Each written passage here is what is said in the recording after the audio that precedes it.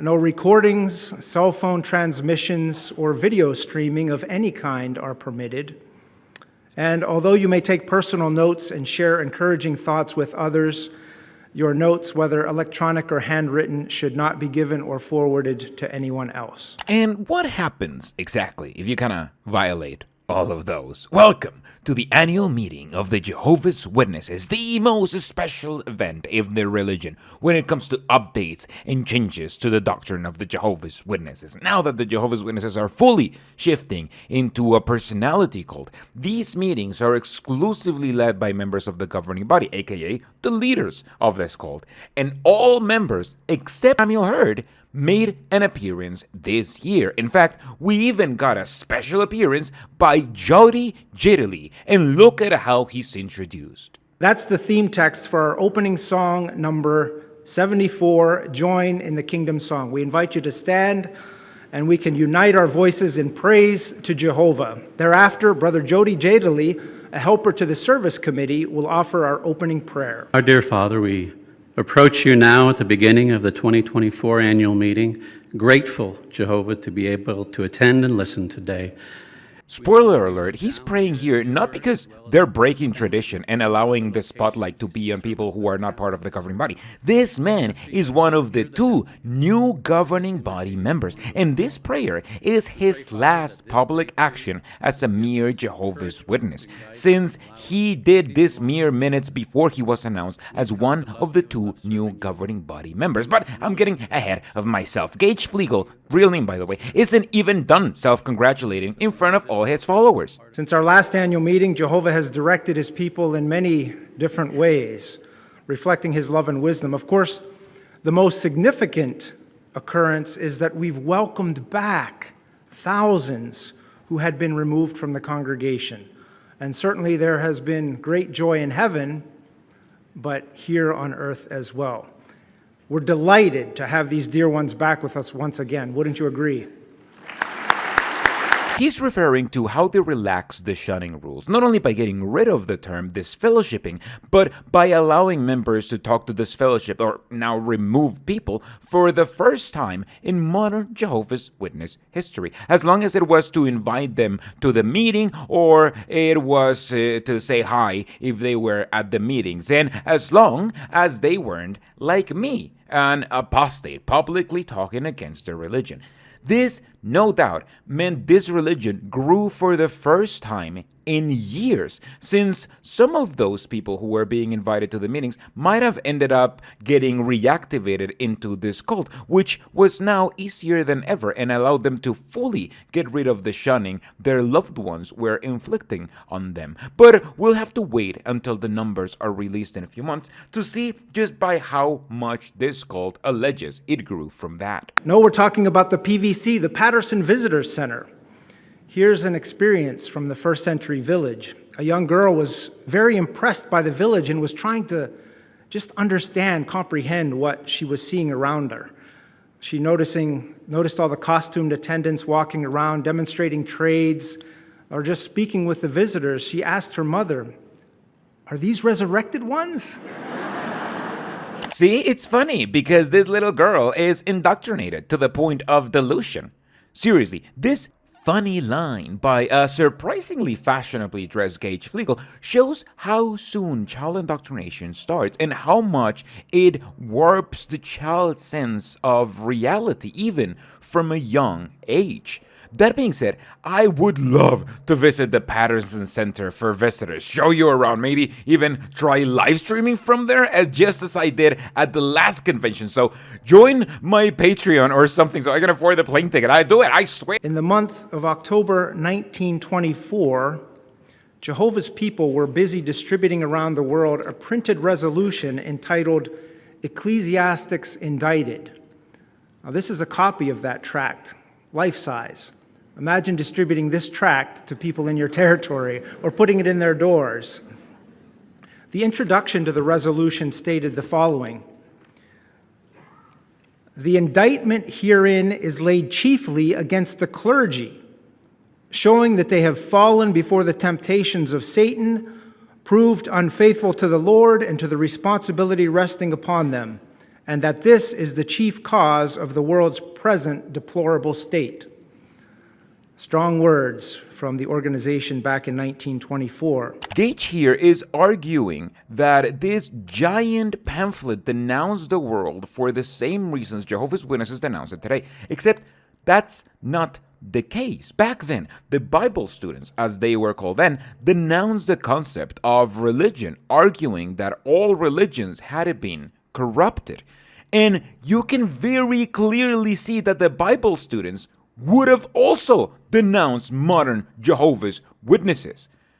Take the very first doctrine, for example, that they falsely claim to be divinely appointed successors to the inspired apostles of Jesus Christ, whereas the scriptures clearly show that there are no successors to the Lord's apostles.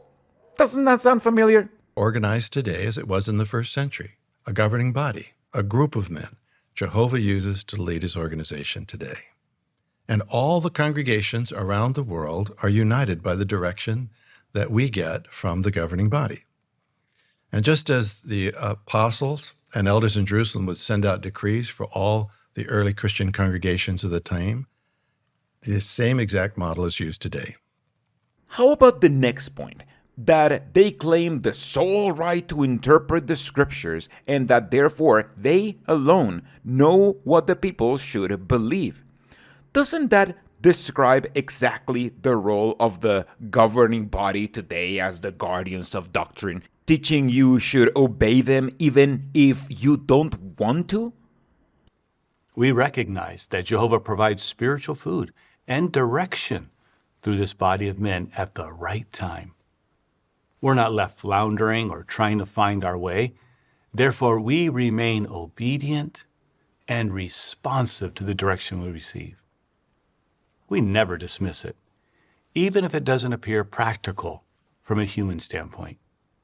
That is also in direct defiance on point 3, that they have taught and teach the divine right of kings to rule the peoples, claiming such rule to be the kingdom of God on earth.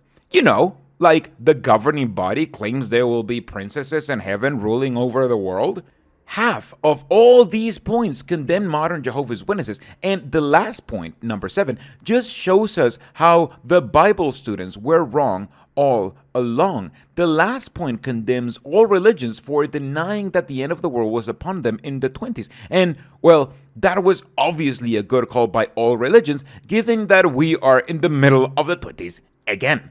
Gage Flegel just lied to every Jehovah's Witness out there, knowing that no Jehovah's Witness will ever occur to doubt him or double check this pamphlet. He wants all his followers to blindly believe what he's saying, that this pamphlet is basically saying what they're preaching today, when this pamphlet literally condemns the way him and every other governing body member is doing with this religion.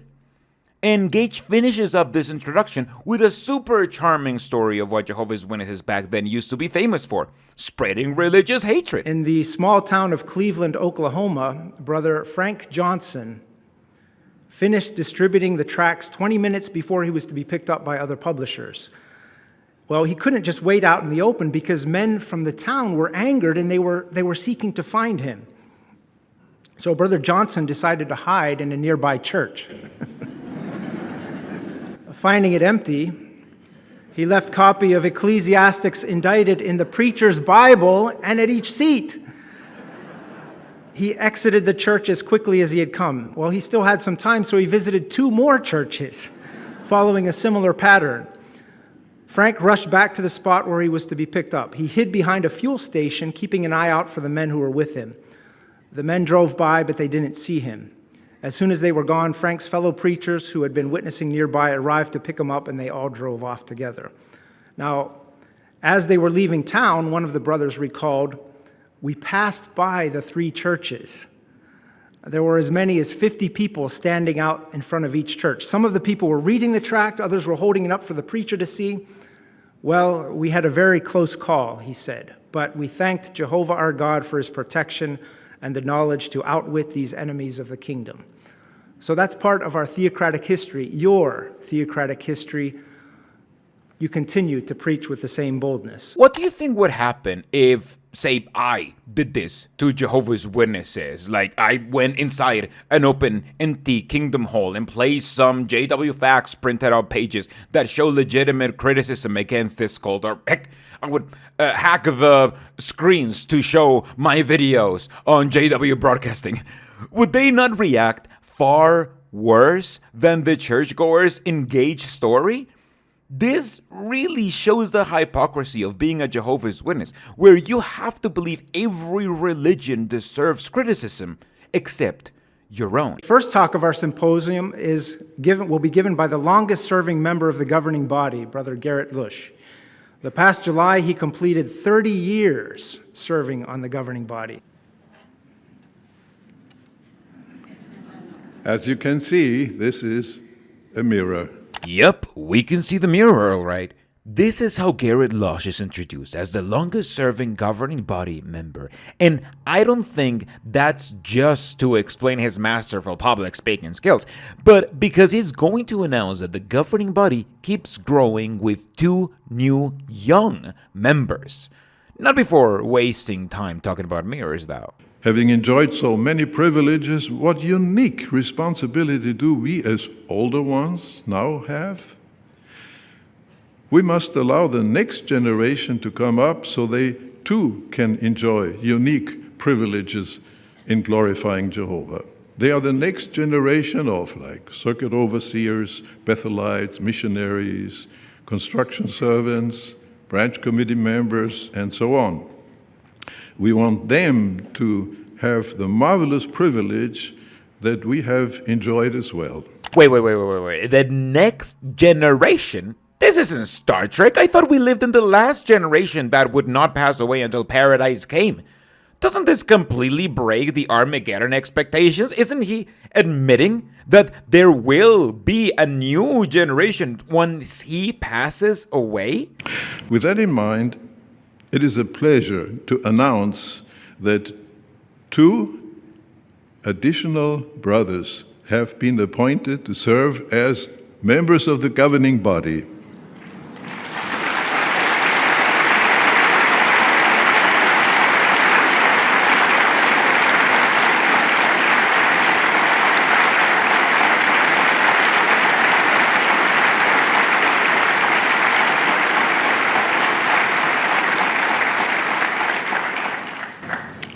Well, brothers Jody Jedele and Jacob Rumpf. Both brothers are anointed Christians who have a long history of loyal service to Jehovah. Brother Jedele began his full-time service in 1989 and Bethel service in 1990. Brother Rumpf began his full-time service in 1995 and Bethel service in 2020. Both brothers served as helpers to the service committee of the governing body for a while.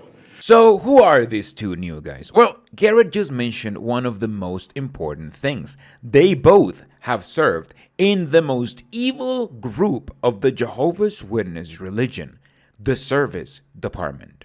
Both brothers served as helpers to the service committee of the governing body. The service department is a department where pretty much all the Jehovah's Witness skeletons are hiding. They are the department that prohibit elders from reporting crimes to the police, who monitor how crimes are handled inside the congregation, and who keep a database of all of those crimes, protecting it from the authorities. And that is significant because if you've been in the service department, you've seen pretty much the worst of this religion and decided that it was not going to bother you.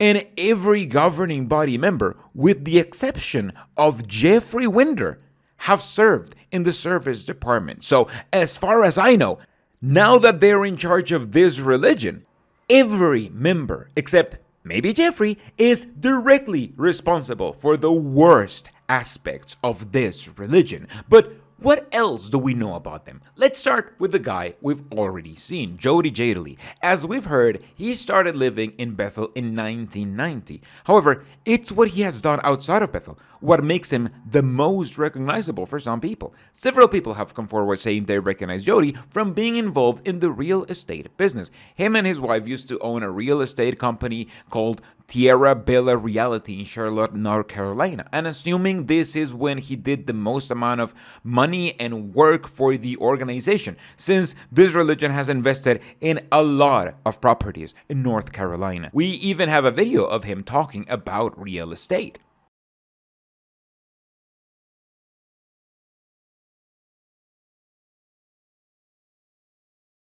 The CCIM PIN or designation is recognized in the real estate industry, both locally in the United States as well as internationally. And it was during his time in real estate that he got super involved providing his services for this cult, while also being the treasurer and secretary of the Dayton Beach Assembly Hall and the West Palm Beach Convention Center in Florida. We've also seen him give a Gilead graduation speech, which would make sense if he was anointed, since Gilead classes are usually given by anointed people who are high up in the cult, including the governing body. And the Gilead speeches are usually given by the Gilead teachers. Now, I've seen some people fully focus on this guy saying this changes everything for the religion and all kinds of clickbaity stuff. I even got a quickie comment saying that they got him because they want to start buying buildings around assembly halls to charge rent. How they got there, no idea. The fact that a real estate guy got chosen to be in the governing body doesn't prove they're going to focus more on real estate. The fact that they've been focusing more on real estate for the last 20 years already proved that they are focusing more on real estate. They didn't need to have a governing body member expert in televangelism when they decided that's what they were going to focus on. And they have had a real estate expert in the governing body already all this time. No, if anything, it's because the religion has shifted their focus to real estate already. That a real estate Jehovah's Witness expert like Jody had the chance to shine and work all the way up to the governing body. It makes a ton of sense that now that they're focused on real estate, a guy who has helped them so much on real estate already, their most important work right now, gets treated to the most important position their religion has right now. And the huge focus on what I see as the most obvious choice for a new governing body member has eclipsed the other new governing body member, Jacob Rumpf. Jacob sounds to me even more evil than Jody, and I use that word very carefully here. He wasn't just in the service department. He was the chairman of the department overseeing different states, which means that he was in charge of supervising multiple cases and make sure they went the cult's way. He sounds not just like he's extremely indoctrinated, but that he has dedicated his life to make sure the cult rules and laws are followed, even in the worst scenarios. That's why I feel Jacob has a more evil vibe to him, because someone this indoctrinated and this committed to fulfilling cult rules is capable of things most humans aren't. And you can't be a chairman of the most evil department of this evil cult without having done some pretty evil stuff, more than most people will ever get to do in this cult. Keep polishing, keep reflecting the light.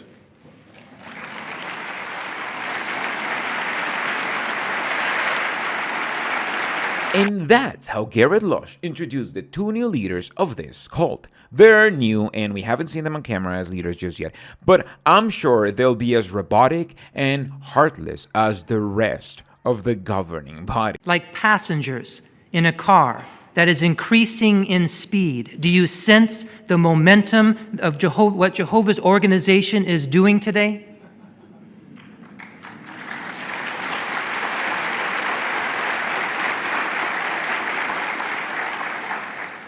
Jehovah is accomplishing a tremendous work worldwide, and all in connection with the kingdom preaching work. This is Jeffrey Winder, the only member of the governing body who hasn't been in the service department, talking about a lie Jehovah's Witnesses are used to hearing, that the religion is growing now more than ever.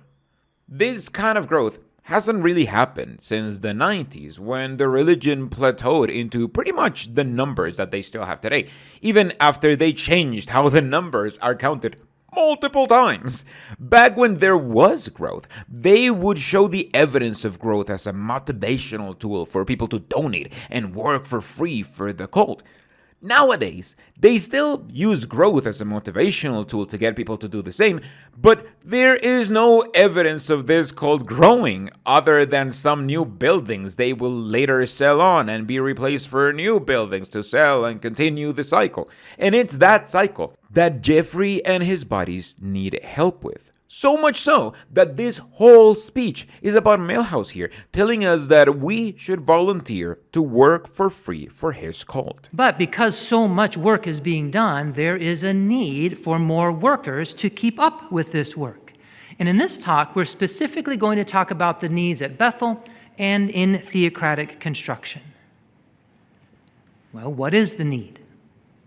In Bethel, we have a constant need for spiritually qualified men and women who can help carry the load of the ever-increasing and complex work. And there is a particular need for young brothers who can apply to come to Bethel and be trained and in time qualified to serve as overseers or to take the lead in departments such as the service department or public information department, hospital information department, and many others. We need brothers who can, in time, qualify to serve on branch committees. And even in branches where the Bethel family is small, we need young brothers to apply. Because the brothers and sisters who have been carrying the load for years, we love them, but they're getting older. And they have a zeal for the work, but they recognize the need to train others so that Jehovah's work can continue. Milhouse just admitted they need young men to be groomed into managerial positions inside his cult compound. But what does that mean? Well, I think that for the very first time, we are seeing this cult starting to admit that they are shrinking. They wouldn't be outright admitting that they need volunteers in Bethel if they weren't increasingly struggling to get them.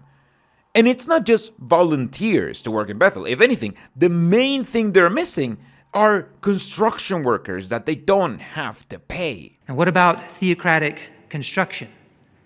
Well, there too, there continues to be a need for spiritually qualified men and women who can help carry the tremendous amount of work that is taking place in facility construction worldwide. And there too, we need spiritually qualified men who can be trained in time to take the lead as trade overseers, to serve as construction committee members, and care for other assignments. It's telling that he very outrightly says that we need men when construction work is open for men and women. It kind of leads me to believe that they are struggling to find the next generation of men to take over this religion. The new generation, it seems, doesn't want to follow their parents' footsteps into this cult anymore. This is interesting because the more they struggle, the more they'll have to loosen the rules to find fitting replacements. That, if anything, is why this governing body has made for not just the dumbest and most incompetent leaders of this religion, but for the living proof that it's only going to get dumber and more incompetent from here.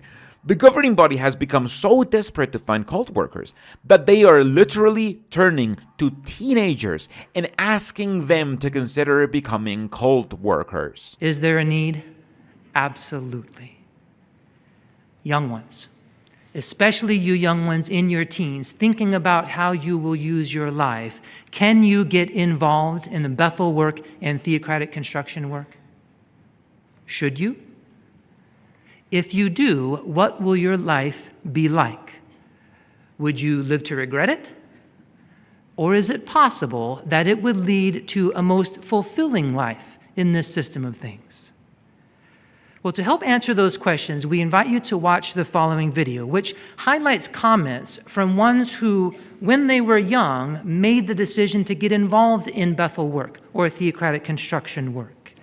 Watching this video could be like looking at your life in fast forward.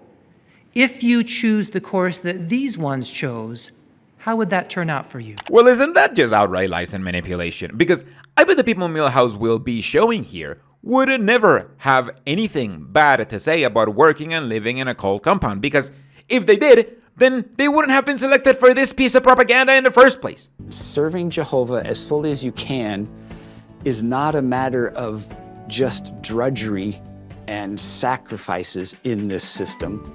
It's actually the best way of life we can live right now. Taste and see that Jehovah is good.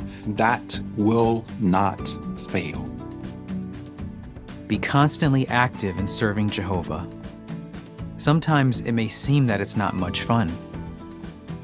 Perhaps it may seem boring, but actually, serving Jehovah brings so much joy and many blessings. Isn't it telling how these guys are outright telling us, hey, it seems super boring and tedious and like you need to sacrifice a lot, but it's worth it because Jehovah or something. Like, even in their recruitment video, they can't help but to admit how terrible working for free for this religion truly is. And with that, Millhouse is about to excitingly tell us how they've loosened the rules yet again to allow the youngest possible teenagers to become cult workers. Well, young brothers and sisters, we want you to be able to get involved in this exciting work as early as possible. And so, I have an exciting announcement to read. It reads this way. We are pleased to inform you that the governing body has decided to reduce the minimum age requirement to enter Bethel service or to assist with theocratic construction projects from 19 to 18 years of age.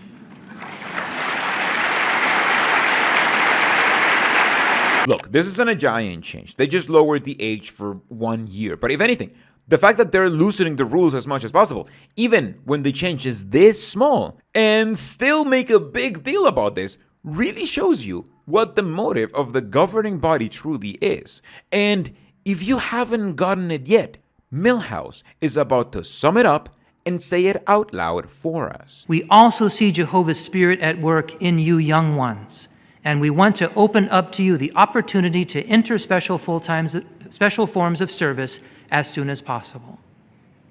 Reason number 2. Our current and future needs require more young brothers to make themselves available for expanded theocratic service. Why? Proverbs 20:29 says that the glory of young men is their strength. There is a regular need for your help to handle important assignments. And reason number 3. We want you to benefit as soon as possible from additional theocratic training. The governing body, through their letter and through Millhouse, one of its members, is telling everyone outright that all these changes are so teenagers can work for free for this cult as soon as possible. That's not some kooky conspiracy theory about a cult wanting to get the youngest cult recruits that legally can work for free for them. That's what was literally said outright in the last Jehovah's Witness annual meeting. And if that's what they're willing to admit outright, what are they not saying here? Well, I think the most obvious thing that went unsaid was that this admission by the governing body, along with the lowering of the minimum age for cult volunteers, is the governing body beginning to admit that they are losing members.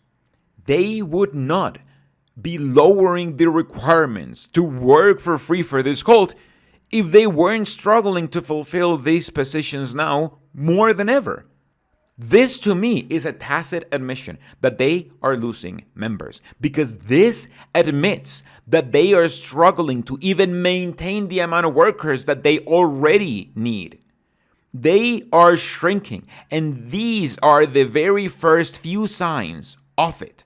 But it goes deeper than that, because the governing body's solution to this problem is a chilling one. Solve it by grooming teenagers as young as possible into those positions. The leaders know at some level that the younger you volunteer, the easier it'll be for them to manipulate you and mold you into whatever person they need for this cult. And Milhouse wants you to know that the fact that he's asking directly for men and not for women isn't because he's misogynistic or anything. It's because the structure of the religion is misogynist. So they would just be pretty much useless, women. What are they going to do? Some of you, especially you sisters, might have noticed that some of our comments were weighted more toward encouraging the young brothers to apply. And the reason for that is because of the need that we have for these brothers to take the lead and direct the work as they grow and receive training. But we would be amiss if we did not acknowledge the hard work and self-sacrifice of the young sisters in the organization. The fact is, you're doing it. You're there. You are with us at Bethel. You are fully involved in theocratic construction around the world, many of you courageously accepting foreign assignments. And we truly love you for your example and your life of self-sacrifice.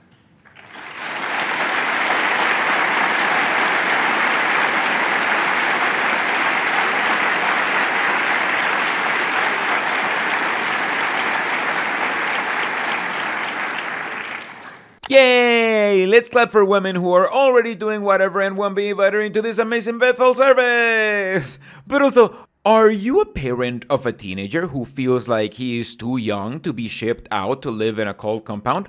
Well, if you don't want to ship your son to a cult compound, you are being selfish and you need to stop it. And now a word to the parents. We know that you parents, you love your children and you want the very best future possible for your young ones. And so we encourage you, set goals of full-time service in front of your children and help them to achieve these goals.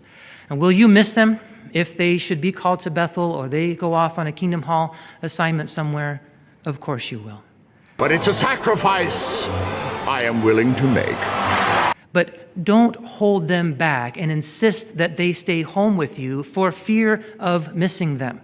You may be depriving them of the most fulfilling life. How dare you deprive your children of the most fulfilling life by not letting them work for free and live at a cult compound just so the cult can make a little bit more money and can exist for a little bit longer?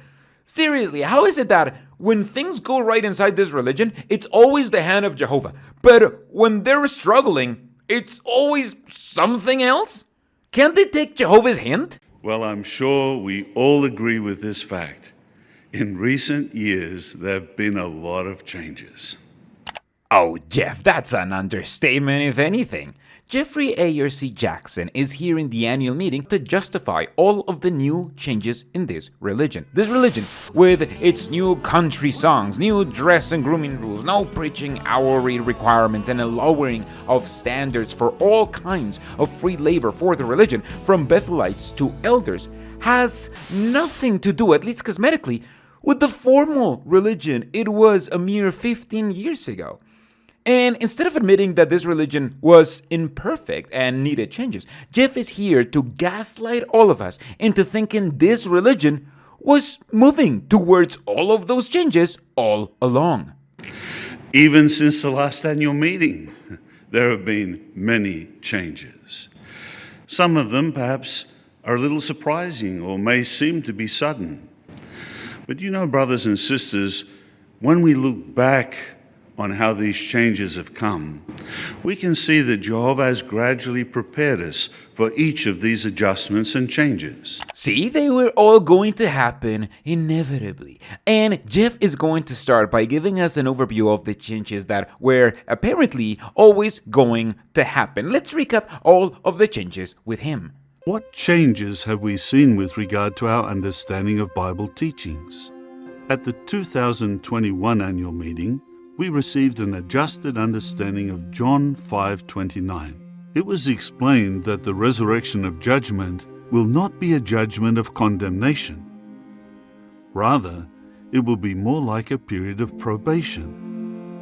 The unrighteous mentioned at Acts 24:15 will have an opportunity to gain everlasting life, but their names will not be written in the book of life at the time of their resurrection.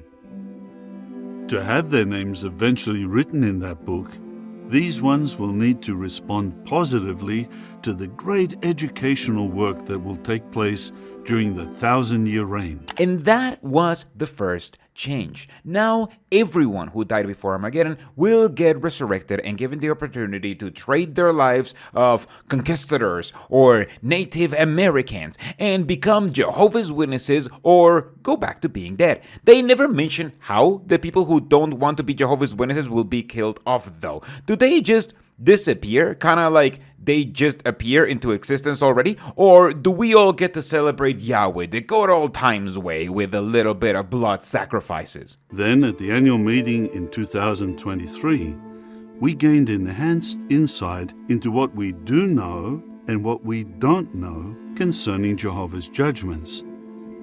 We learned that the door of opportunity for people to take a stand for the kingdom does not shut when the Great Tribulation starts with the destruction of false religion. At that time, perhaps some will be like the Egyptians in Moses' day, who took a last-minute stand and joined the exodus of God's people. This was the stupidest change the Jehovah's Witnesses have ever made to their cult. Because when you're in a cult, all of the rewards you promise as a cult to your followers have to come true in the vague future that will never come, that or after they die. That way, they'll never know that they wasted their lives for nothing because they haven't died nor been to the future yet. However, this change says that as soon as all of the governments in the world come together to go after Jehovah's Witnesses right after deleting every religion on earth, just as Jehovah's Witnesses have predicted they will, you too can repent and come into the religion. There is no need to be a good or exemplary Jehovah's Witness anymore, as long as you come back in halfway through the end of the world. At the same annual meeting, we adjusted our views with regard to Jehovah's judgments of those who died in the flood and those who were destroyed in Sodom and Gomorrah. Oh, yeah, the second stupidest change they've made. Now, the people got killed in the flood and in Sodom and Gomorrah may actually deserve to come back to life because they didn't deserve to be killed by God in the first place. Because now Jehovah is kind of an idiot like that. Also at that annual meeting, an adjustment was made regarding the reporting of our time and activity in our preaching work.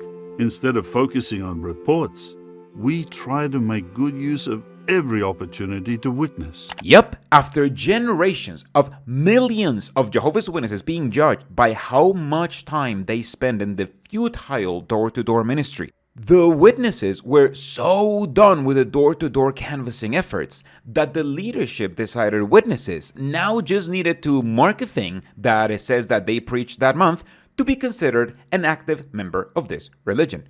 A loving change that lovingly came over 30 years late, since they've spent all of this time doing an antiquated form of book selling. The only reason why they started doing this in the first place, 3 decades after they stopped selling books. Then we received the 2024 Governing Body Update, number 2.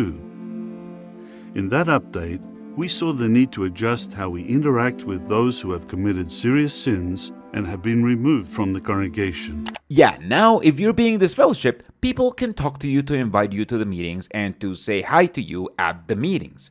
As long as you're not an apostate like me, though. Apostates like me still get fully shunned. How loving! What other major adjustments have we recently seen?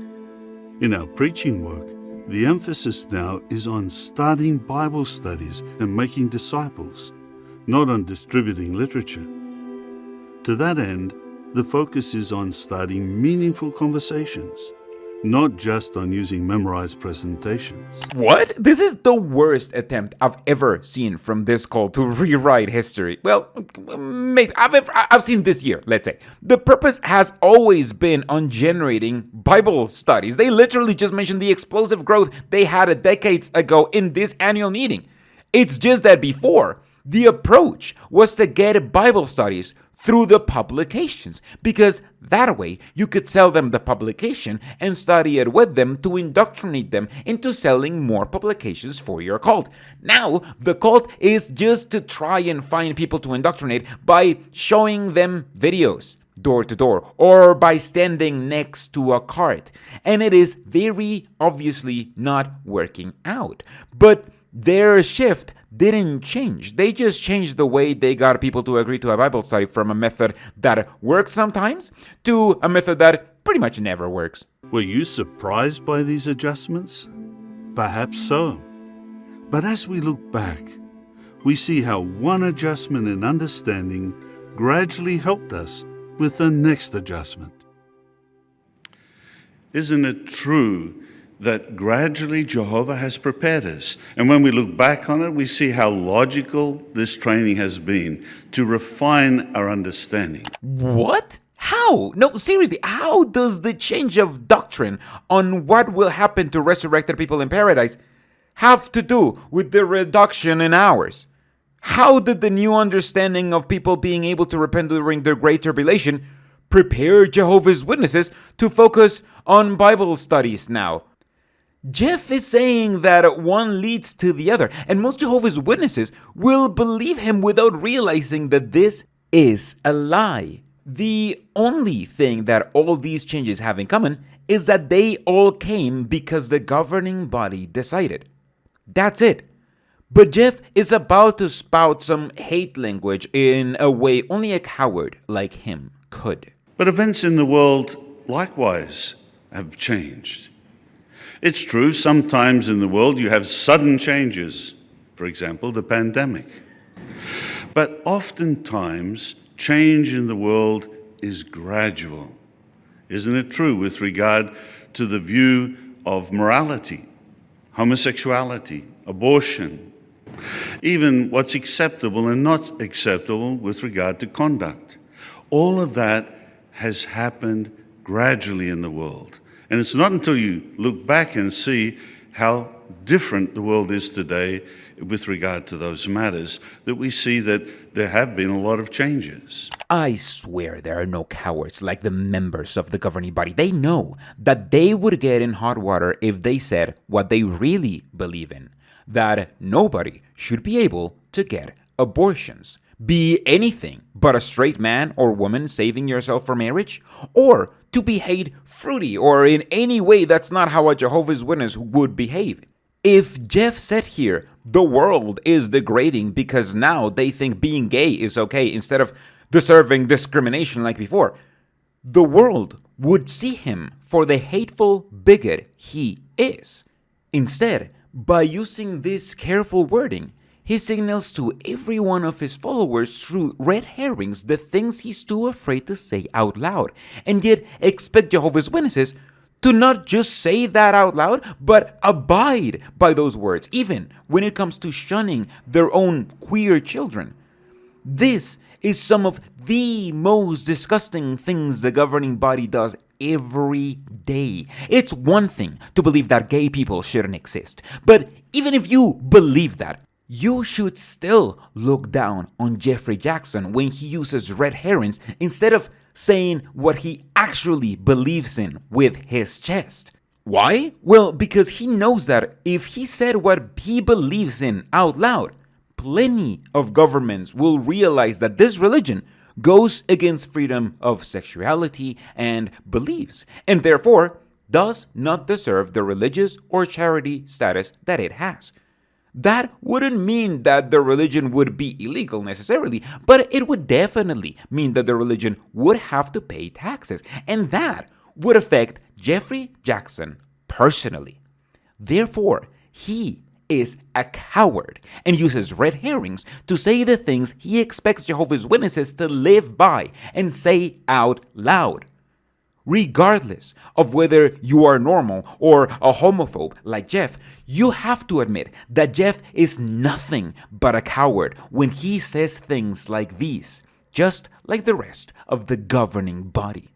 And a dumbass who just realized the changes he has made to this religion breaks the religion. But this can be dangerous because as things gradually change, we may get used to gradual change and forget that there are some sudden changes about to occur. That we can't just sit back and think, well, things are gradually going to develop, we know which way it's going, and maybe it's not going to happen yet. You know, got a little bit more wiggle room there with regard to the schedule.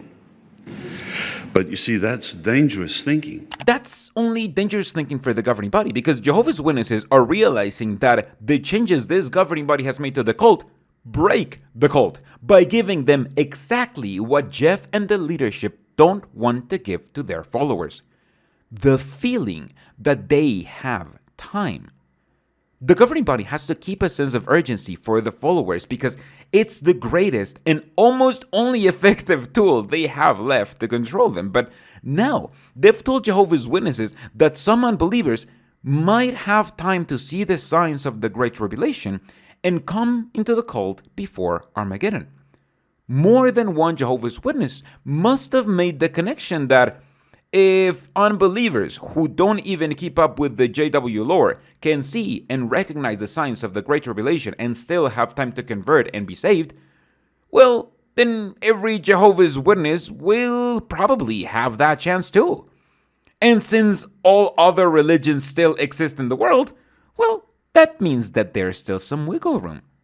Jeffrey Jackson, who previously demonstrated his cowardice, is now demonstrating his stupidity by trying to convince Jehovah's Witnesses that the fact that him and his buddies changed the doctrine to inadvertently give all followers some wiggle room doesn't mean the wiggle room is there because raisins? For example, our view with regard to the number of anointed ones remaining on the earth.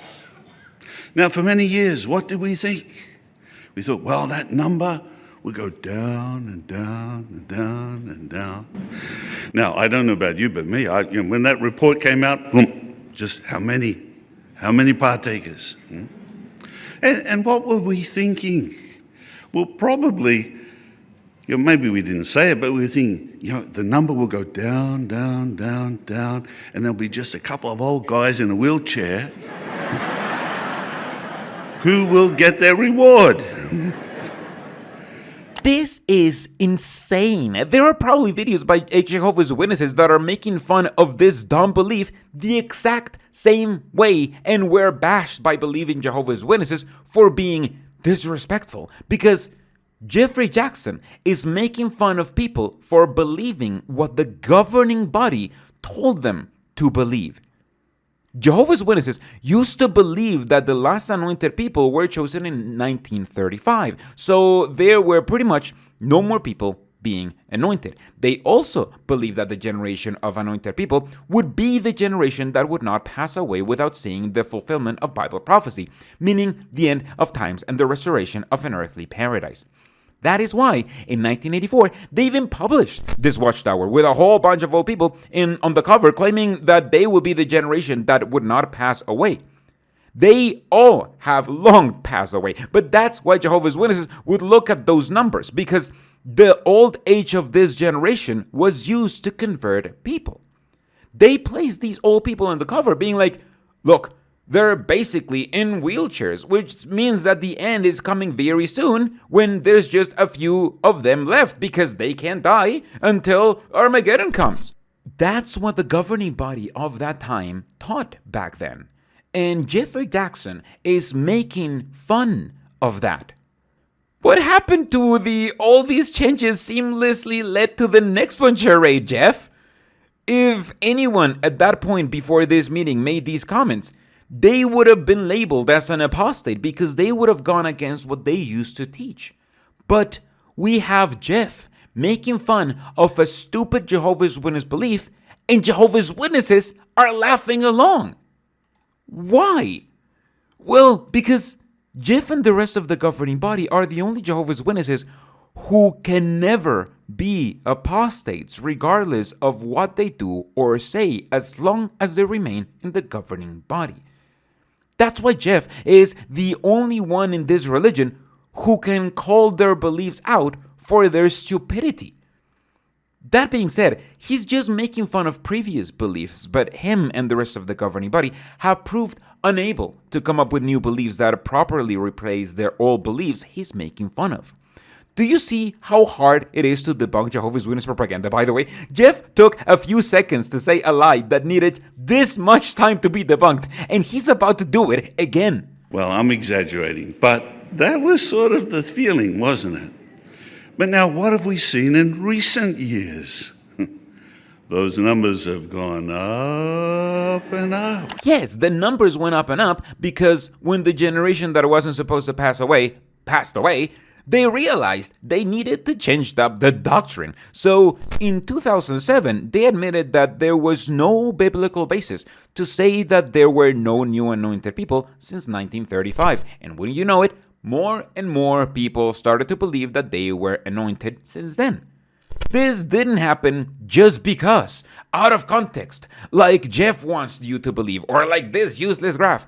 But that's the only way this lying pig can convince his listeners of his very deliberate lies. He is lying to his followers, and his followers are eating it up, not realizing that Jeff is literally making fun of them. And not only that, younger brothers have been appointed on the governing body. Now, I know what you're all thinking. 2 new ones, how old are they? We know. You're not Googling now, but you will be. But you see, we need to be careful about what we're thinking with regard to the number of anointed ones left on earth. Younger brothers are being appointed to the governing body, yes, by themselves. That just happened, right, Jeff? You lying prick. How can this jerk say this stuff like he had nothing to do with the brothers being appointed? Why doesn't he say, and now we, the governing body, decided to appoint younger brothers to the governing body? How come Jeff doesn't want him and his buddies to take credit for this one, huh? He's pretty much lampshading doctrine at this point. You know, when something very ridiculous happens in a movie, so someone in the movie goes like, well, that's ridiculous. So your brain kind of cancels out your perception of how ridiculous something is. Yeah, he's doing that. He appointed younger people to the governing body, and he knows that this kind of breaks the doctrine. And instead of giving Jehovah's Witnesses at least an explanation, he's simply making fun of Jehovah's Witnesses for believing what they used to believe in.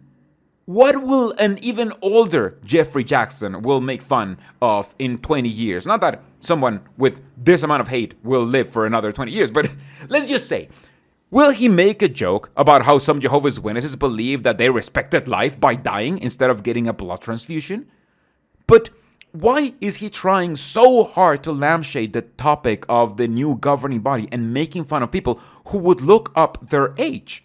Well, because after the generation that would not pass away passed away, Jehovah's Witnesses shift to an overlapping generation teaching, which is the generation teaching that they believe in today.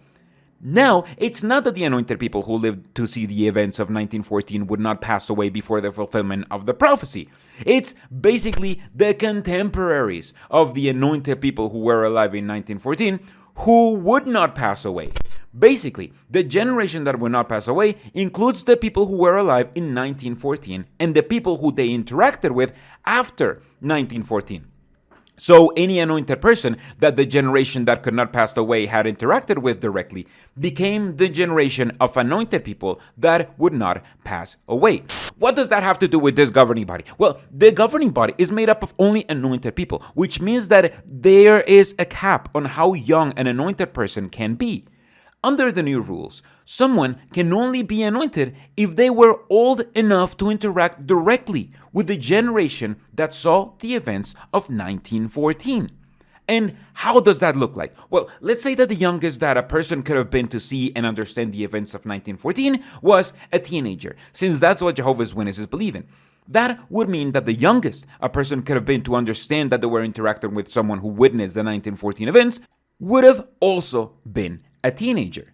Babies who were alive at the same time as someone who was a teenager in 1914 do not count, and neither do kids. Teenagers are where this religion has drawn the line. I believe because that's when you get baptized, and you kind of have to be baptized to be anointed. Traditionally, this is a generation of anointed people, remember. So we're stretching the doctrine to include teenagers, since I've never heard of a teenager who proclaims to be anointed, but we are giving them as much leeway as possible. The person who was a teenager in 1914 would have been born around 1900. If they lived to 95, they would have reached that age around 1995. Let's say that's the latest they can give out information, since very few people live past that date and no 96-year-old is giving classes to teenagers. if their youngest contemporary was a teenager when they interacted with this person in 1995, this person from the newer generation would have been born around 1980, assuming they were around 15 years old at the time. That means that according to Jehovah's Witness doctrine, the youngest contemporary today of someone who was a teenager in 1914 and lived to 95 would be someone born around 1980, making them around 44 years old today in 2024. That doesn't mean that there aren't people who proclaim to be anointed who are under 44 years old, but this cult has always said that there are some people with mental issues and such who proclaim to be anointed without being anointed, so the only way to properly be sure if someone is anointed is if they get appointed to the governing body, pretty much. And that is what Jehovah's Witnesses will be looking at the age of the new guys and getting disappointed because it sounds like Jeff made sure to delete all information of these new guys' birth dates before saying this because they look to be pretty much the youngest you can possibly be to be anointed. Listen, that's super long, but if you want the TLDR, basically the youngest governing body member can possibly be is around 44 years old because that is the youngest any anointed person is supposed to be according to the rules that Jeff is kind of making fun of. So listen, this is a whole bunch of lies, and again, this is taking a lot of time, but let's just see if you can spot why I get so worked up with these lies and why I'm taking so much time to fully debunk them by watching this clip, and I'll immediately tell you afterwards like what I'm thinking of. You see, 19 years ago I was appointed on the governing body. Even I thought I was too young. Now they tell me I'm not so young anymore. But do we see the point? What does the Bible actually tell us with regard to this? Well, it doesn't say the number would just dwindle down to just having a few older ones left. No. The great crowd of other sheep will be judged on the basis of how they deal with Christ's brothers. So that means the faithful and discreet slave, as well as all the anointed throughout the earth, will continue to be active in doing the work and wanting and needing your support, right up until the time that suddenly they will be reassigned. If you're anything like me, you were getting madder and madder at every stupid joke Jeffrey Jackson was making. Because this, between these stupid jokes at the expense of the people who truly believe the doctrine, is actually new light. Except it's the stupidest, most condescending new light we've gotten. Jeff is basically hinting towards a complete shift in the generation teaching. He just said that there will be a whole bunch of anointed people over and over and over again until the day where they are all raptured to heaven, whenever that might be. Not only is he making fun of the previous doctrine and the changes it went through, now he's seemingly dismissing the notion of an overlapping generation altogether. Now, I'm not sure if that's exactly what Jeff means. These speeches are usually written into Watchtower articles the year after, so we'll have to see the wording there. And that's because Jeff is more worried on making apostate jokes about his own previous beliefs than on explaining the new doctrine. That's how little the doctrine matters now. Once fresh, new spiritual food baked up in Jehovah's oven, now it's reduced to the bottom of a joke by the same leadership that taught the doctrine as law for decades. And isn't that what Matthew 24 verse 31 says? There'll be a gathering, the final gathering of the anointed from all different parts of the earth. So for us to think, well, there's some new ones on the governing body, they don't look too old. Maybe we've got a little bit extra time. No. Jehovah is making sure that the faithful and discreet slave is continuing to work and is effective right up until that time of reassignment. See? What does this mean? The only thing I can decipher from this is that Jeff is saying that the governing body will keep appointing new members until they're raptured. That basically means they'll do it until they don't. This is nothing But the light bulb of new light is still shining over Jeff's head. The second subject we'd like to talk about is our view with regard to the start of the Great Tribulation, with the destruction of Babylon the Great. When we look through the scriptures, in Revelation chapter 16, what does it tell us? That the waters would gradually dry up. Yes, churches are losing support in some countries. For example, Europe. It wasn't that long ago that most nations in Europe were very religious. But now people are turning their backs on religion. But at the same time, when we look at Africa and South America, we see that religion still has a strong influence. I have this theory that by religion, he means his religion in particular, because what he says definitely applies to his cult. After all, it wasn't too long ago that they were converting people in Europe and other Western countries left and right, when now the only growth is happening in Africa and South America, with Europe not only being stagnant, but even removing their religious status and giving them lots of trouble for their damaging beliefs. What other religion could Jeff possibly have in mind if it's not his own? For God put it into their hearts to carry out his thought. Yes, to carry out their one thought by giving their kingdom to the wild beast until the words of God will have been accomplished. Now, what is this one thought? Well, up to now, we've said the one thought is their desire to turn on false religion. And we can understand that because the context is talking about the destruction of false religion. But you see, if you look back at that verse, what is the one thought? Now, this means we have to adjust our understanding.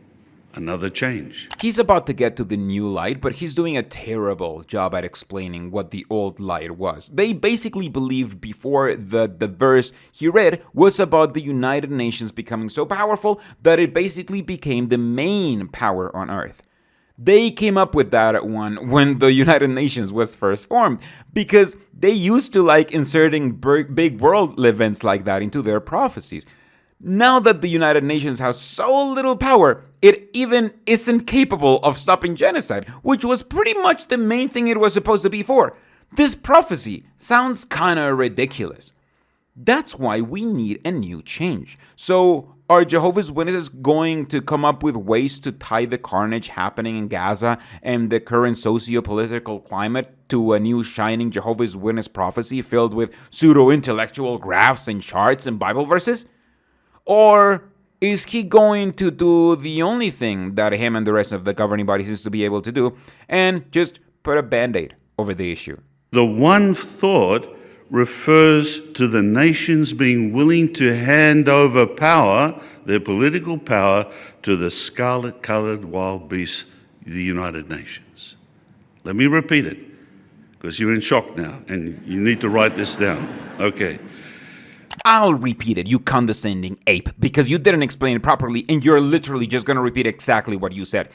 The big change that he's being so patronizing about is that they now believe that the governments will one day magically decide to give up their powers to the United Nations so this Jehovah's Witness prophecy can come true. That's it. The UN isn't going to gain power incrementally.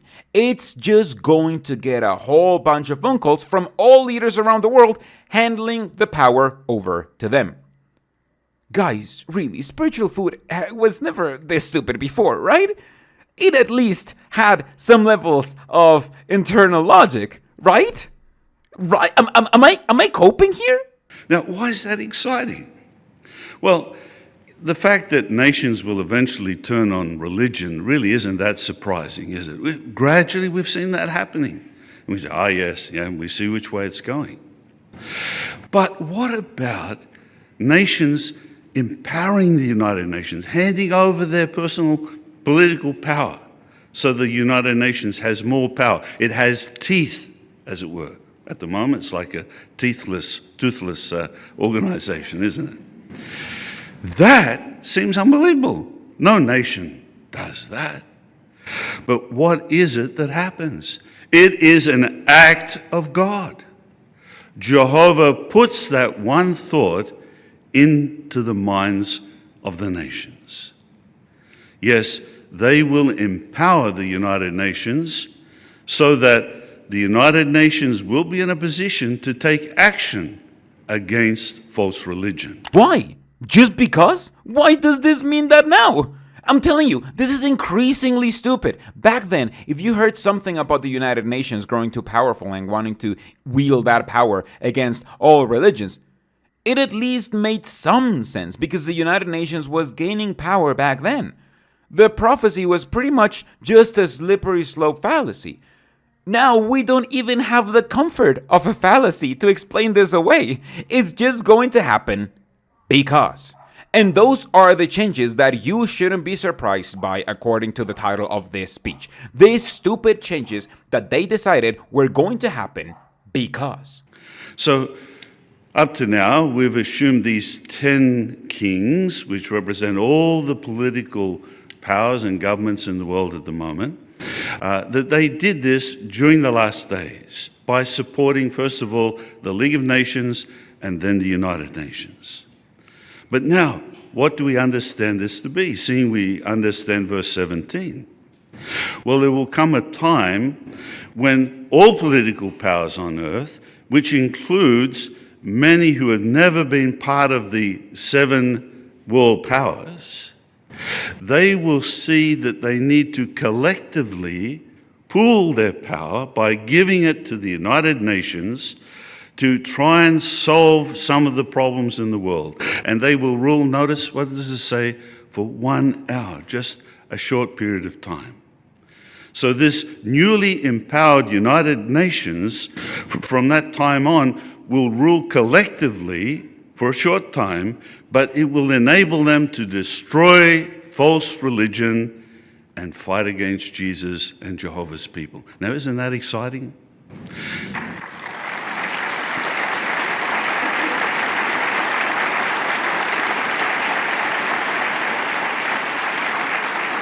This is the new light that Jehovah's Witnesses are going to be learning on the annual meeting when it comes out to them. And it's so small and so convoluted.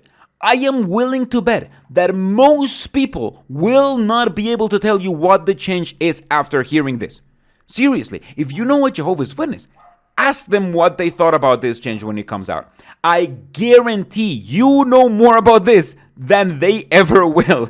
And if you can have a conversation about it with them, you might actually be able to tactfully point out just how silly it all is. Maybe even make similar jokes to the one Jackson made and be like, oh yeah, you know, like there's other stupid beliefs that we have. Oh, wait, do you still believe in this one? And the reason for this change isn't because they have a better explanation. They don't. It's simply because Jeff and the rest of the leaders know that you need to have urgency if you are in this cult. And by saying that the governments will all collectively simply decide to do this one day, he is hoping you get scared enough into fearing this impending Armageddon, regardless of how much you can see with your lying eyes that this Armageddon isn't coming. Before, everything was proof that Armageddon was near. Now, the lack of proof is proof that Armageddon is near. But now we're back to our subject again. You see, gradually things happen. So we might say, well, yes, gradually I see Babylon the Great's losing influence in some places, maybe not yet. But don't expect that you'll see governments gradually wanting to give over power. They don't want to do that. It takes an act of God. Jehovah will put it into their hearts. This will occur with suddenness. Yes, then the Great Tribulation will start. And that's what Jeff wants Jehovah's Witnesses to remember, that they should be anxious about the end, even when they can clearly see that it's not coming, as he keeps shouting his way into the end of his speech. So what have we learned in our discussion? Well, yes, some things change gradually. But brothers and sisters, remember, there are some sudden things that are about to occur. Let's remember the two things as a reminder. First of all, The remaining anointed ones will suddenly be taken to heaven while they are still very active. The second one, Jehovah will suddenly move the nations to give their political power to the United Nations. So what's the takeaway? Don't be complacent. Don't think, oh, this is going to gradually change. No, some things won't gradually change. They will occur suddenly as acts of God. So be ready and don't be surprised by sudden change. He said it. It's all about fear-mongering. Thank you, Brother Jeff. You've given us much to think about. We'll probably have to watch that talk a few times to get all the points. Not if you got to the end of this pitch with me, because I'm not nearly as bad as Jeffrey when it comes to explaining things. Hey, maybe I should be in the new governing body. It's not like there's an age requirement for being anointed now, apparently, maybe. How did we get to this point? And what has been a major factor in the global expansion that Jehovah's organization has experienced? And what opportunities are open in the field for our young ones? Oh yeah, you thought it had all ended for this cult trying to indoctrinate people when Milhouse announced they were lowering the age in which you can become a cult volunteer earlier in this annual meeting of the Jehovah's Witnesses? Mark Sanderson is here to let us know about the other kinds of work that teenagers can do for free now for this cult. When you think of a missionary, perhaps you think of someone older who has been preaching for many years. But of course, many were very young when they started. In fact, in the mid to late 1940s, 30% of the missionaries sent from Gilead were under 24 years of age. They were young, energetic, full of life, willing to accept assignments around the world, and they accomplished incredible things. For instance, in 1943, we were preaching in 54 lands, and the number of publishers was still relatively small. Jehovah blessed their hard work and zeal. In just 5 years, the number of publishers worldwide nearly doubled. By 1953, it had doubled again, and the reach of Jehovah's organization expanded to 143 lands. You can really feel how nostalgic this cult was for the time when they had plenty of young people at their disposal to work for free for this cult, instead of the geriatrics they have at Bethel today. Let's skip to the facts that Santa Claus has to show us that this religion is growing now more than ever. I bet he has more than just a couple of cherry-picked examples of growth in a few tiny countries, right? What has happened just during the past service year? Mozambique had an all-time peak in memorial attendance of well over 400,000. That's more than 4 times the number of publishers in that land. Angola averaged over 900 new missionaries a month, new publishers a month. That's a lot, wow. The Congo branch averaged more than 1,300 new publishers a month. And in Philippines, on average, more than 1,000 were baptized every month. Well, brothers and sisters, in these places that are experiencing rapid growth, there is a huge need for more missionaries. Wait, so the evidence of growth is just 4 small countries, 3 of which had around 3,000 new converts per month put together? That's less than 0.5% of annual growth in this religion, according to their own numbers. These are the best facts Santa Claus has to back up growth on this religion and him begging for cult recruiters? So we need many more young people to take up missionary service. Well, that raises the question, how do you become a missionary? Well, the first step is to enter full-time service. And then, after you've been in full-time service for 2 years, what do you need to do? You need to apply for the School for Kingdom Evangelizers. SKE is the door to missionary service. You also need to have the spirit of Isaiah when he said, "Here I am, send me," willing to go wherever the organization might assign you. After you graduate SKE, you could receive an assignment to serve as a temporary special pioneer in your home country so that you can gain experience. And if you do well in that assignment, you could receive an assignment to serve as a missionary in another country. Missionary service is a thrilling opportunity to bring the good news to honest-hearted people in another part of the world.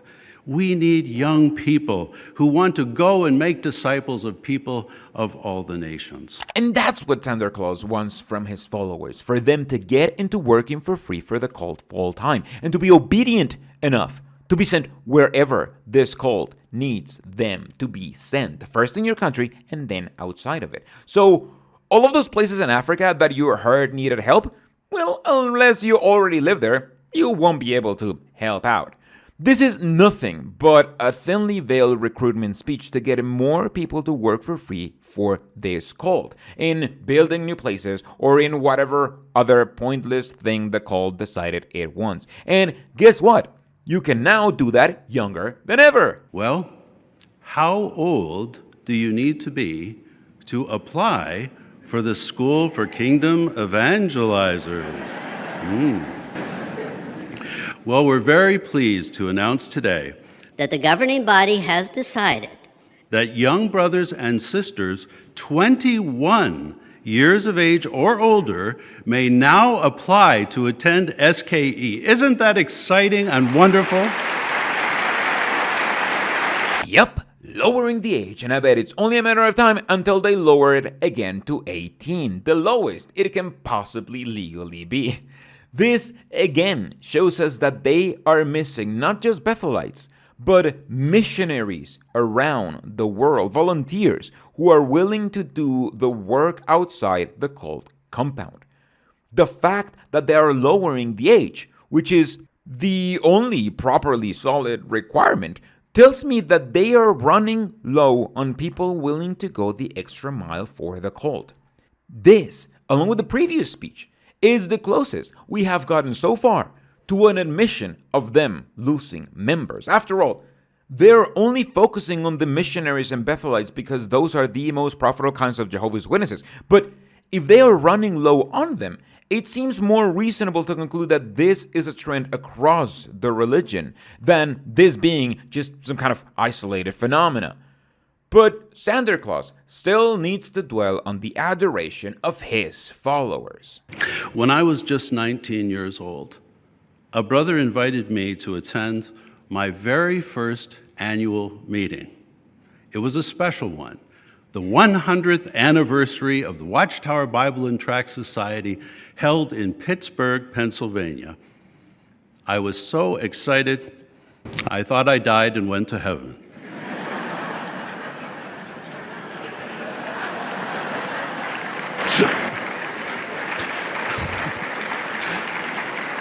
Get it? Because he believes he actually will go to heaven? This joke literally hinges on how special he is for being an anointed. That's all there is to this joke. It's funny because he's special, so he made a whole joke around how special he is. Do you see how narcissistic you have to be not only to believe you're chosen by God, but to believe you're chosen to lead his people like Moses was? This is super cringe to see, and even more super cringe to realize that I would have fallen for this as a Jehovah's Witness. We need young ones, as verse 15 says, to be sent out to preach the good news. We need young ones to serve as pioneers and special pioneers and missionaries. We need them to apply for the School for Kingdom Evangelizers. See? He's literally saying he needs young people to work for free for his cult. He wouldn't be saying this unless this cult was losing members already, specifically young people. And the governing body doesn't know how to keep this religion afloat without slave labor. And Sanderson wants to pressure young people into doing that slave labor one more time. There are exciting opportunities for our beautiful young people. So, young ones, what will you do? You can now apply for Bethel and construction service at age 18. You can apply for the School for Kingdom Evangelizers at age 21.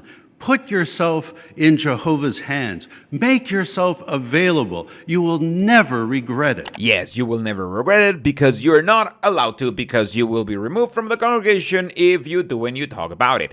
But between the previous beg and lowering of requirements for Bethelites and this new beg and lowering of requirements for missionaries, I can now confidently say that we now have the very first proof that this religion is losing members. Remember, if they're changing the rules to make volunteering easier, that means that they are more desperate for volunteers now than when the rules were originally made. And there are only two reasons for it. They're either losing volunteers as an isolated, unexplained event, while literally everything else in this religion keeps growing, as the leaders keep telling us it's growing, or this religion is bleeding members, and the problem has gotten so bad that it has now become an issue for what the governing body actually care about, the bottom line. You can lose thousands of members of all ages every year due to the blood prohibition without them even blinking.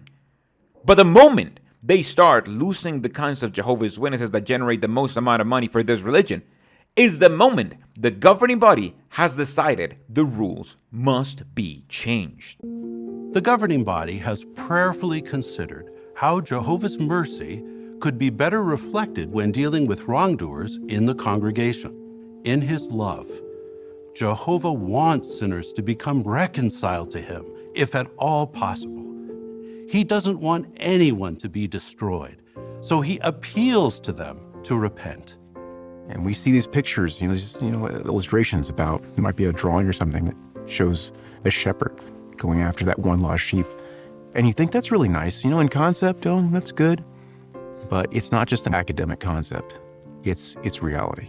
It was never an academic concept. I swear Jehovah's Witnesses have absolutely no idea what academic means. And they just think it means it's from an old book. And the Bible is an old book, making it an academic source. This whole video was made for the annual meeting to congratulate the governing body for changing their minds and relaxing somewhat the shunning practices. They still shun people. Apostates like me still get the full shunning treatment. But if you're not seen as against the Jehovah's Witnesses can contact you to invite you to the meetings, and they're also allowed to say hi to you if you're at the meetings. Now, they'll still shun you partially, since they are still not allowed to be friends with people who have been removed from the congregation. They won't invite you to hang out with them later or anything. But now, they're allowed to acknowledge that you exist if you have been kicked out of their religion. And that is such a gigantic change for Jehovah's Witnesses that they made a whole video to push the narrative that these man-made rules are so loving that they could only come from Jehovah. But wait, doesn't that mean that the previous arrangement was not loving? Did Jehovah change his mind, or did the humans in charge get it wrong for half a century? It's heartwarming to hear reports of how Jehovah has blessed congregation elders as they search for those who have been removed from the congregation. For example, in the first 4 months after the 2024 Governing Body Update Number 2, in the South Africa and Philippines branch territories combined, more than 1,200 have come back to the congregation.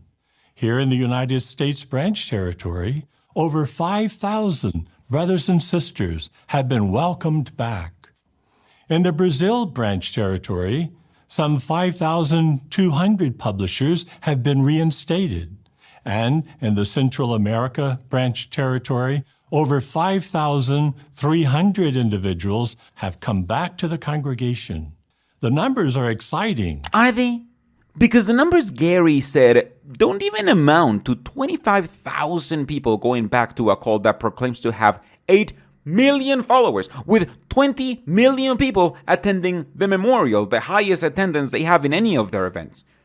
The cult has over 1 million followers in the United States, and they're getting hyped up because their relaxing of rules led to just 5,000 people reconverting in a whole year?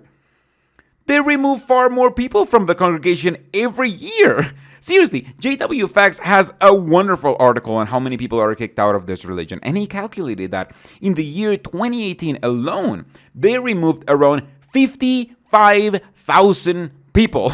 They couldn't even get like half a year's worth of kicked out people after relaxing the rules. If these new rules brought back 5,000 people in the United States, where they report to have 1.2 million followers, that means that they experience growth of less than 0.5% during the whole year.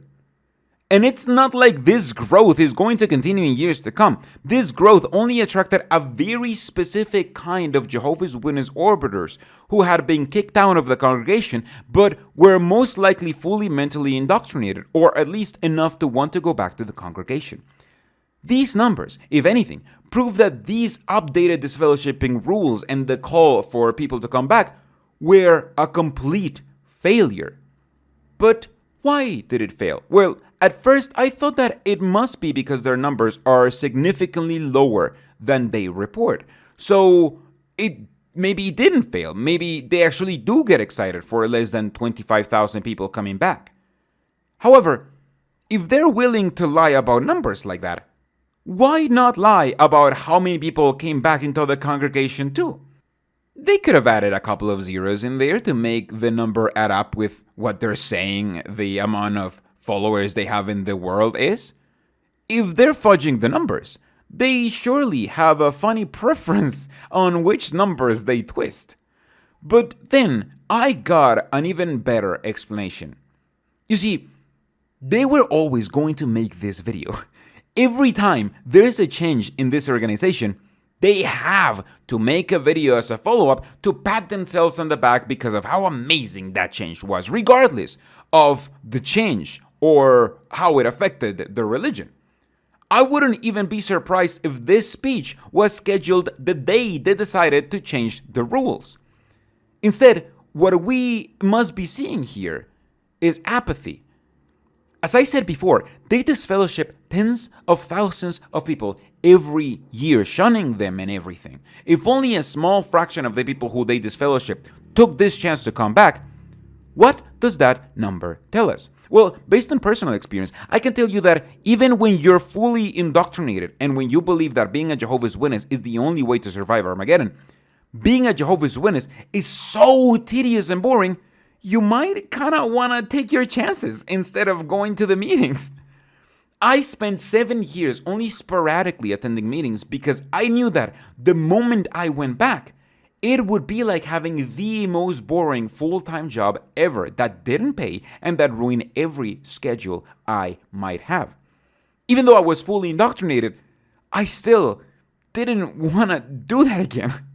If the Jehovah's Witnesses have placed on a silver platter the change of removed people to go back into the congregation, and they still kicked out more people than came back, that can only mean that people really do not want to be Jehovah's Witnesses anymore once they realize that they don't have to, and once they live a life that is not a Jehovah's Witness life. One man came to mind because he's deaf and blind, and he'd been away from Jehovah for 45 years.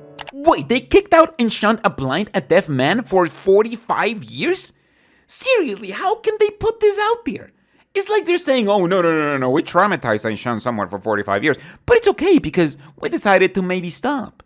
Seriously, even when this cult is trying to appear loving, they can't help but to show how culty and heartless they really are. One person had been removed from the congregation some 17 years ago. And on his own, he was watching JW Broadcasting. He saw the update. He said, it's time to come home.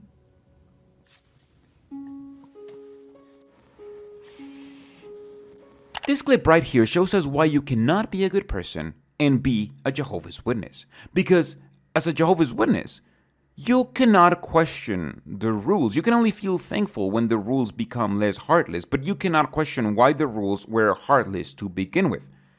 The moment you start to question the rules is the moment you start questioning your indoctrination. So that has to be cut off immediately. Instead, Jehovah's Witnesses are primed to see the rules as just these divine and ethereal laws that must always be correct, even when they contradict each other. If the rule was to shun someone who was deaf and blind for 45 years, that was the right rule then. And if the rule is that you're not supposed to do that anymore, then that is the right rule now. There are no right or wrong rules. There are only right rules. And if they change, then the rules before were right for the time. But the rules must be completely changed, like 180 degrees, and that is also good. And all you can do is cry and be thankful when the tie around your neck becomes just a little bit less tight, and you're allowed to acknowledge the existence of people who got kicked out of the group without you even knowing why. But there is one person who does not get to cry about the rules being more merciful. Very touching indeed.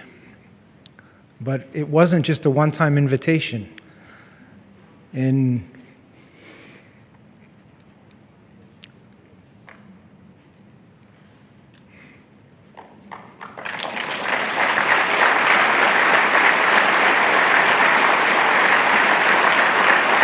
Why is Gage crying here?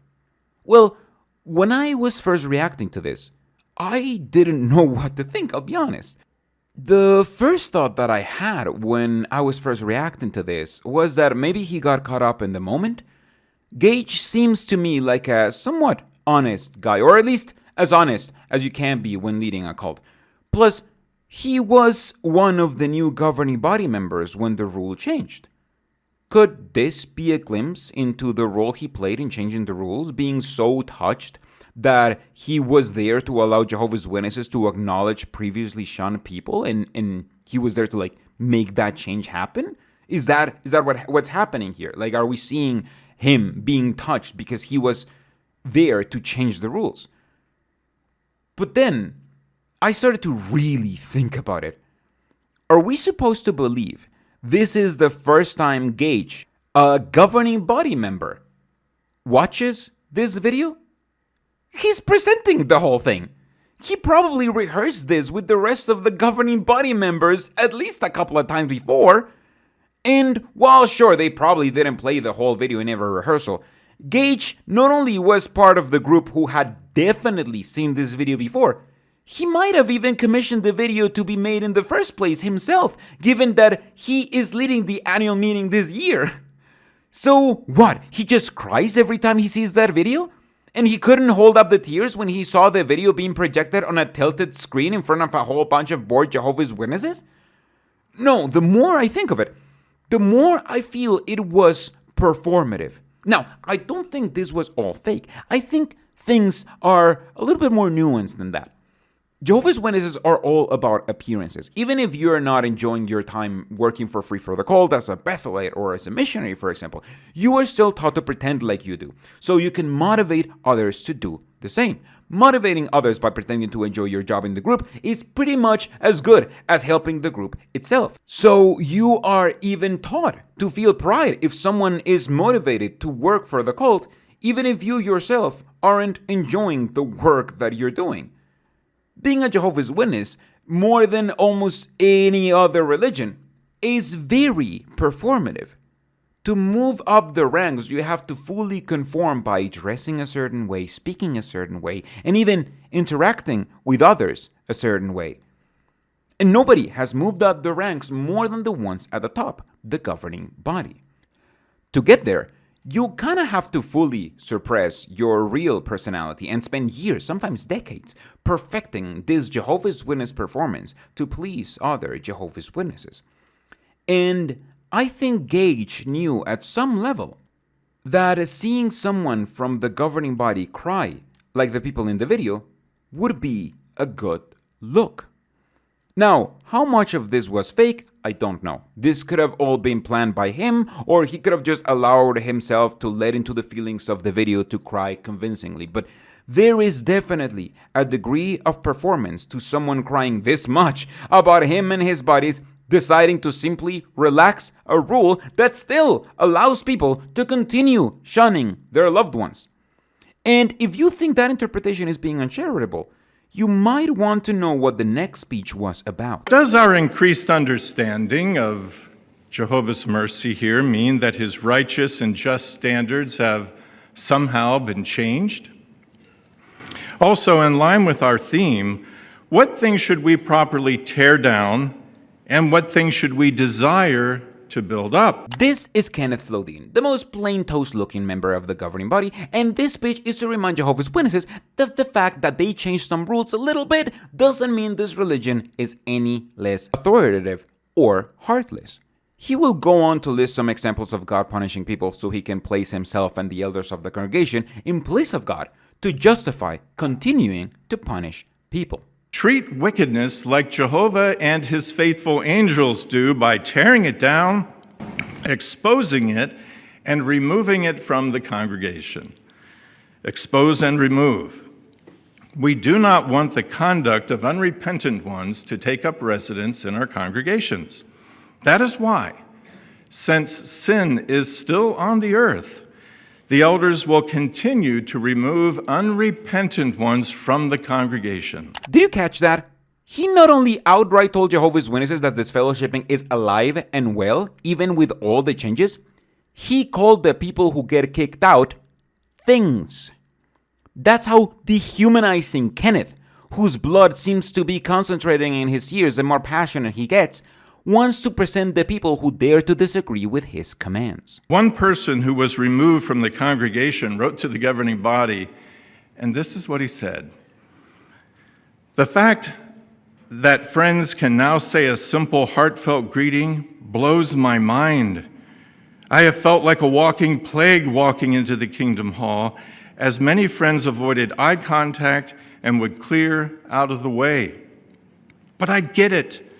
That was our understanding up until that time." What the actual fuck is Kenneth reading right now? This letter could be shared in one of multiple documentaries that talk about the horrible nature of shunning. Kenneth is literally admitting that people were treated like pests, and he's saying it's okay because that was our understanding at the time. What kind of codependent bullshit is this? Whose understanding was it? Was it from the guy who was being shunned? No. Our understanding is the understanding of the governing body. Saying our literally is only there to share the blame when the blame is squarely on the governing body who decided to do this in the first place and then who decided to keep this after.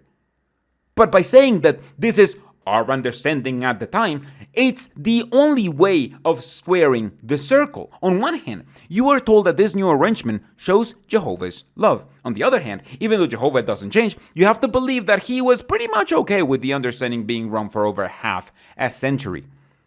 This letter, which I believe is a real letter, was written by someone who very clearly has internalized the abuse that this cult has inflicted on them. And now, this internalized abuse is being showed as an example of how every Jehovah's Witness should behave. This is really giving the feeling of, oh, I know you hurt me, but I know I needed to be heard at the time. And a governing body member is telling all of the listening Jehovah's Witnesses that this is how they should feel. Things do change over time. But like that repentant one, he gets it. And see, we get it. Jehovah's helping us to understand why these changes come, and we comply, and we love it. As we have considered, Jehovah's qualities of love and mercy, though, have not changed, but our understanding of his marvelous qualities, well, this has improved. See? Jehovah doesn't change, but our understanding has improved. Doesn't that mean that this was the correct understanding all along, and that they got it wrong? Well, no, because you're not supposed to put it like that, of course. Like the angel in Zechariah's prophecy, elders today must protect Jehovah's people by exposing, restraining, and sending out what is bad from the congregation. So in summary... Yeah, he also compared people to homes that are too damaged to be repaired. But between this speech reaffirming shunning and Kenneth's beardless face, I feel I know on which side Ken was when they were voting on those issues at the governing body center. Regardless, this speech proves how Jehovah's Witnesses are still extremists and how shunning is alive and well. I really hope defendants use this video in court when Jehovah's Witnesses try to argue that they don't disfellowship nor shun people anymore to try to con their way into retaining their religious status, as I am sure they will continue to do. Brother Lett has been experiencing a little bit of back pain, but he is improving. So he just wanted us to relate that before his next talk. But he will discuss the theme, everlasting life. Possible? Boring? Yup, that's the current state of spiritual food in the Jehovah's Witness religion. Stephen Robert Facelet wrote a speech all about the most pressing concern that every Jehovah's Witness has right now. Will I be bored when I live forever in the completely unbiblical paradise that the Jehovah's Witnesses promised me? Oh, because it is unbiblical. We'll get through it in this speech right now. So Stephen is here with all the faces to terrify you into regretting asking that question. The good news that we preach has many facets, many aspects, like a gorgeous, multifaceted diamond. But now, what is one facet that we especially enjoy teaching people about? The fact that faithful humans under kingdom rule will never grow old and die. Unlike Adam and Eve, who threw away the privilege to eat of the tree of life and live forever, faithful humans will be granted life without end. But now, sometimes when we discuss this aspect of the good news, people will bring up a couple of questions. Like my favorite, where in the Bible does it say any of this is gonna happen, Stevie? Where exactly does it say that God's master plan is for us to live on a paradise earth? If that's the plan, then how come the term paradise earth appears in the Bible as many times as the term Trinity, which you know is zero? Those are my favorite questions to ask when Jehovah's Witnesses tell me about paradise, but I bet those have nothing to do with the thought-provoking questions that a governing body member can come up with. One, they may say, is everlasting life really possible? It just seems like it's too good to be true. And two, if I actually do live forever, will life not eventually become boring? And yeah, those are even better questions. Asking if it wouldn't get boring and saying how that's too good to be true, which is not a question. But let's see Stephen answer this question and this statement that he's pretending is what people say about paradise when you're preaching to them door to door. Now first, how can we be sure that everlasting life will become a reality? The first and foremost reason, because the God who cannot lie has promised it. Revelation 21:4, Jehovah says that He will wipe out every tear and death will be no more. The only Bible verse that the Jehovah's Witnesses can ever point to when they are asked where in the Bible it talks about paradise is this one. Except this is not talking about paradise at all. This verse in Revelation is almost always quoted out of context by Jehovah's Witnesses, because if you look at the context, then you can see there is no paradise earth there. The first verse in the chapter opens by talking about a new heaven and a new earth. The second talks about a holy city coming down from heaven like a bride about to marry God.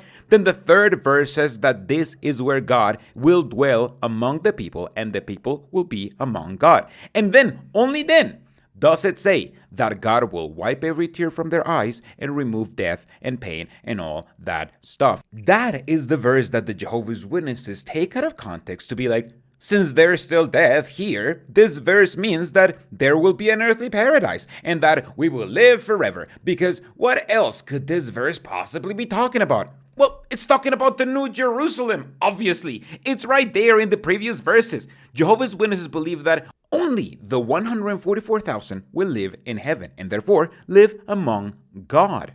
And that everyone else goes to the earthly paradise and has this verse to prove it. When this verse is literally talking about living among God in a city coming from heaven. It has nothing to do with paradise. The first evidence is debunked. What else do you have, Stevie? But now, here's a question. What evidence do we have that humans originally were designed to live forever? Well, think about the first book of the Bible, the introductory book. The first two humans were told if they ate from the tree of the knowledge of good and bad, they would certainly die. Now, what is implied? If they didn't eat, they were faithful, obedient, they would still be alive. They would never die. How old would Adam be now? A little over 6,000 years old. Eve, a little bit younger. How would they look? Just as beautiful, handsome, perfect as the day they were created. What would be their health condition? They would feel just as healthy and vibrant as the day they were created. Now we know they did sin and they died, as Jehovah said. But his original purpose was for them to live, and that purpose will be fulfilled, as scriptures in the Bible certainly verify. Wait, which scripture verifies this? Stephen says that scriptures verify this, but all he has shown is his lack of understanding of scripture. First of all, he says that since the plan was for Adam and Eve to live forever, then God's plan must be for the rest of the humans to live forever. That is not based on scripture or anything. That's just an assumption. And you know what they say about assuming, Steve? It makes an ass out of you.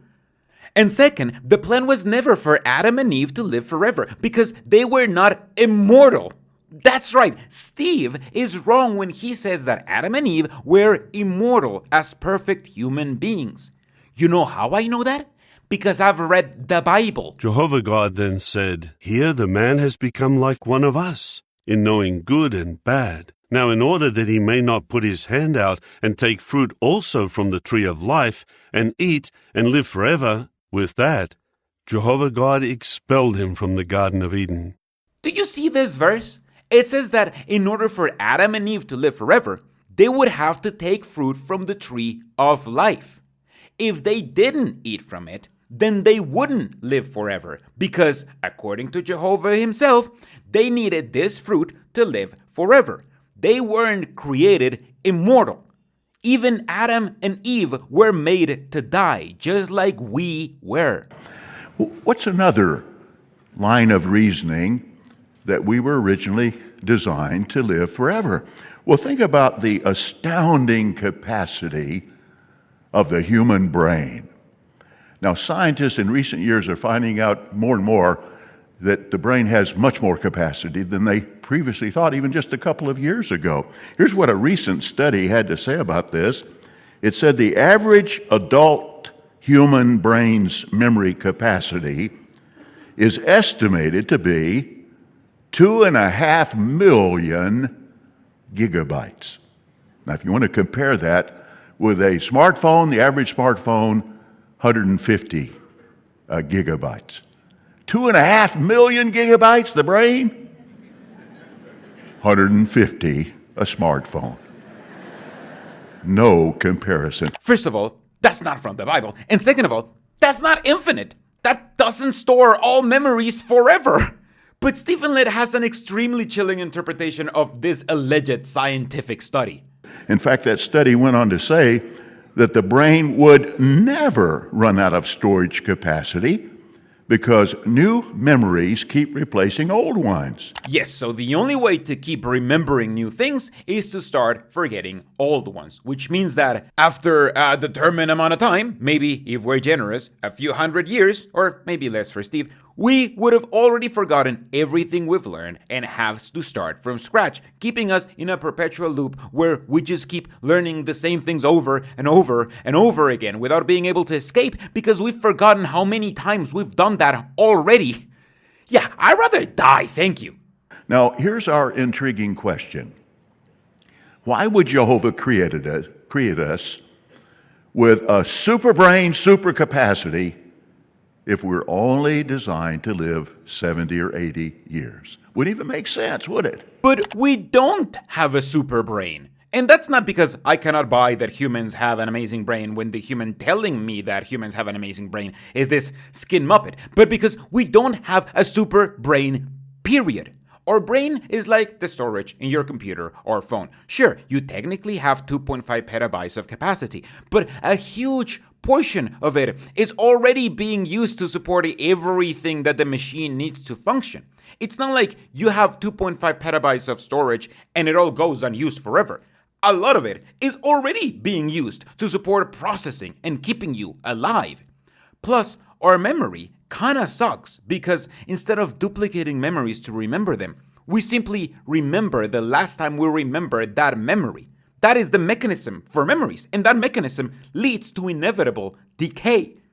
Our brain couldn't support our existence for more than a few hundred years without either being completely overwhelmed or without starting to forget everything you've been learning and having to start from scratch. Steve can only make this argument because he's as ignorant as he has ensured his audience will be. When death lurks at a person's door, we see they keep trying to live, don't they? They will pursue doctors, medicine. They will endure all kinds of difficult treatments. See, they want to live. If a person was asked to pick the day on which he wished to die, most would keep pushing that day farther and farther into the future, wouldn't they? See, they want to keep living. See, throughout history, humans have looked for the fountain of youth, a medicine, an elixir, a potion to keep them living, and the search certainly continues today. But now here's our intriguing question. Why would Jehovah create humans with that strong desire if they're only meant to live 70 or 80 years? It'd actually be cruel, wouldn't it? Yes, it would be. Steve casually mentioned why I can't believe in God because he literally admitted that doing what God is doing right now is cruel. It's insane.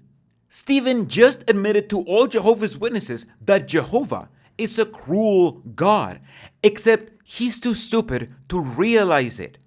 Even in Steve's mind, Jehovah made sure that we could only live for 80-ish years because one person ate from one tree, knowing the majority of humanity will not receive death with open arms, and in fact, will be running from it desperately. And then, Steve tries to ask, well, why would God do this if we weren't meant to live forever? That's the question? How about, why would God do this to us if he made us to live forever? Why would he make sure to cut our lives short, knowing that it would cause us suffering? Why would you remove our ability to live forever, but leave the anxiety that death gives us? I mean, if you're tinkering and whatever, just remove the anxiety altogether. That would be the most humane thing to do if you literally cannot avoid death. Well, either Jehovah is a cruel God that wanted to make sure we suffered, or he doesn't exist, and we avoid death as well as any other creature on earth, because the creatures that don't avoid death will likely not get a chance to reproduce and pass those genes along. I know which theory makes more sense to me. Why do some people reason that living forever would be boring? Well, some reason that if everyone lives forever, they're all perfect.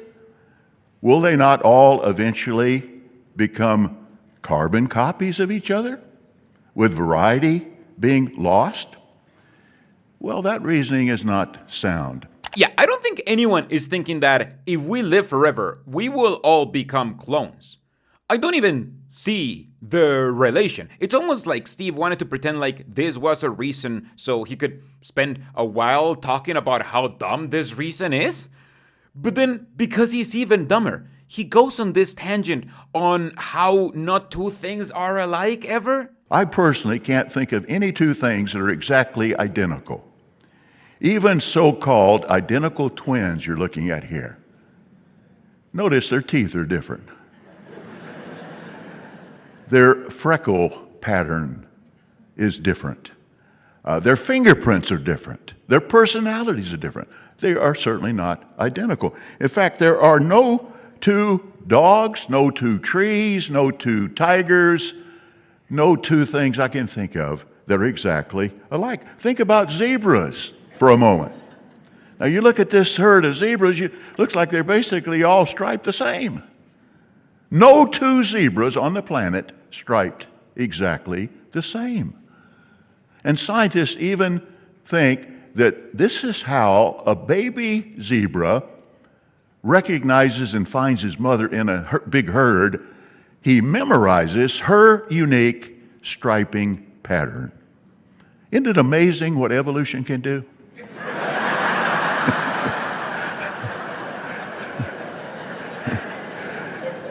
If you believe that, I've got a bridge to sell you. It's amazing what Jehovah has done. Okay. Just take a step back for a second. Steve here just went on this rant on how no two things are alike in the planet. Why? Absolutely no idea. It literally has nothing to do with anything he has said or will say. But then, he makes fun of anyone believing in evolution, saying that they're easily deceived. Buddy, you just deceived a whole bunch of people into thinking your rant about no two things being the same had anything to do with paradise. It's insane to me how little self-awareness they have, especially when they insult others who don't believe what they believe. Don't get me wrong, I love insulting Steve for his beliefs, but first of all, he's the one who came up with his dumb beliefs and who is imposing them onto people, shunning those who can't believe this nonsense. And second, when I do it, I'm funny about it. Out of the trillions of snowflakes that fall in one large snowstorm, no two alike. Amazing, even though all of them are six-sided, as you can see here. They're hexagonal. Wait.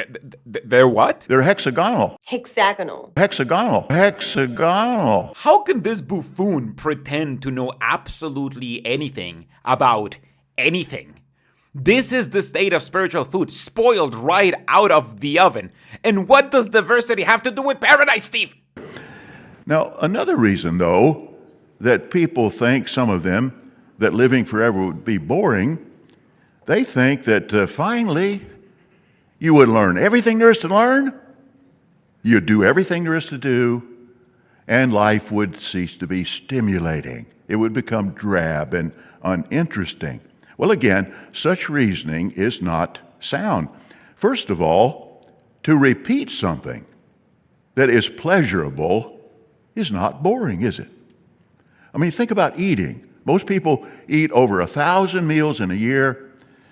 Does a man who is 40 years old eating over 40,000 meals, is he more bored than the 20-year-old who's eaten 20,000 meals? No, that certainly is not the case. Think about apples. How many varieties of apples have you personally tasted? Maybe a couple of dozen? Fiji, Gala, Rome, Macintosh, Red and Golden Delicious, Granny Smith, Jonathan Winesap. Maybe you've tried a couple dozen. Studies show there are more than 7,500 varieties of apples grown on the earth. If you sample one apple every day, it would take you over 20 years just to sample the varieties that are grown on the earth today. Not speaking of new ones that may be developed in the New World, but it'd take you over 20 years. And you could go 20 years later back and eat that first one you sampled. It'd be like a brand new variety, wouldn't it? Yeah, only if your memory was imperfect and forgot what the first apple tasted like.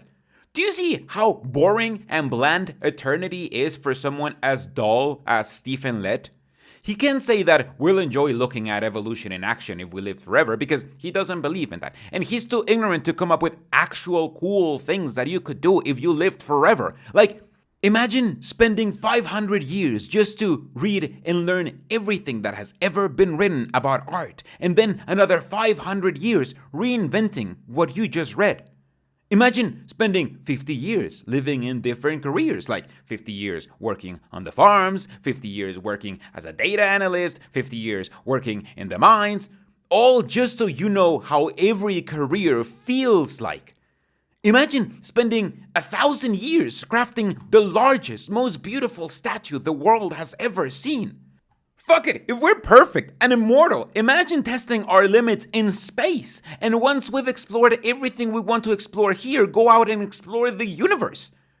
But no, to Stephen Lett, the most exciting thing he can think of doing in paradise is tasting a whole bunch of apples only to forget what they tasted by the time that you're finishing them. And that's not the only amazing thing that Stephen Lett would do if he was to live forever. You brothers, imagine living 100 years with a beard, 100 years with just a mustache, 100 years with a goatee, 100 years clean shaven. Then go back and repeat that process with different variations. Stephen is basically saying to his followers, oh, you like that we allow you to have beards now being the highlight of the decade? Well, imagine growing all kinds of beards in paradise, assuming we still allow you to do so. This is all about why it won't be boring to live in paradise. Just remember. Again, just think about some of these things. Imagine learning about all the millions of varieties of fish, amphibians, mammals, birds, insects. I read about one man who studied fleas. 22 years he spent studying fleas. He is a flea expert. Probably doesn't know much about anything else, but he knows about fleas. 22 years. And this is why Steve here is so stupid, because he is inherently anti-intellectual. Someone who spends their whole life studying fleas and learning about them will do more for humanity than Stephen Lett and the rest of his stupid governing body friends will ever do.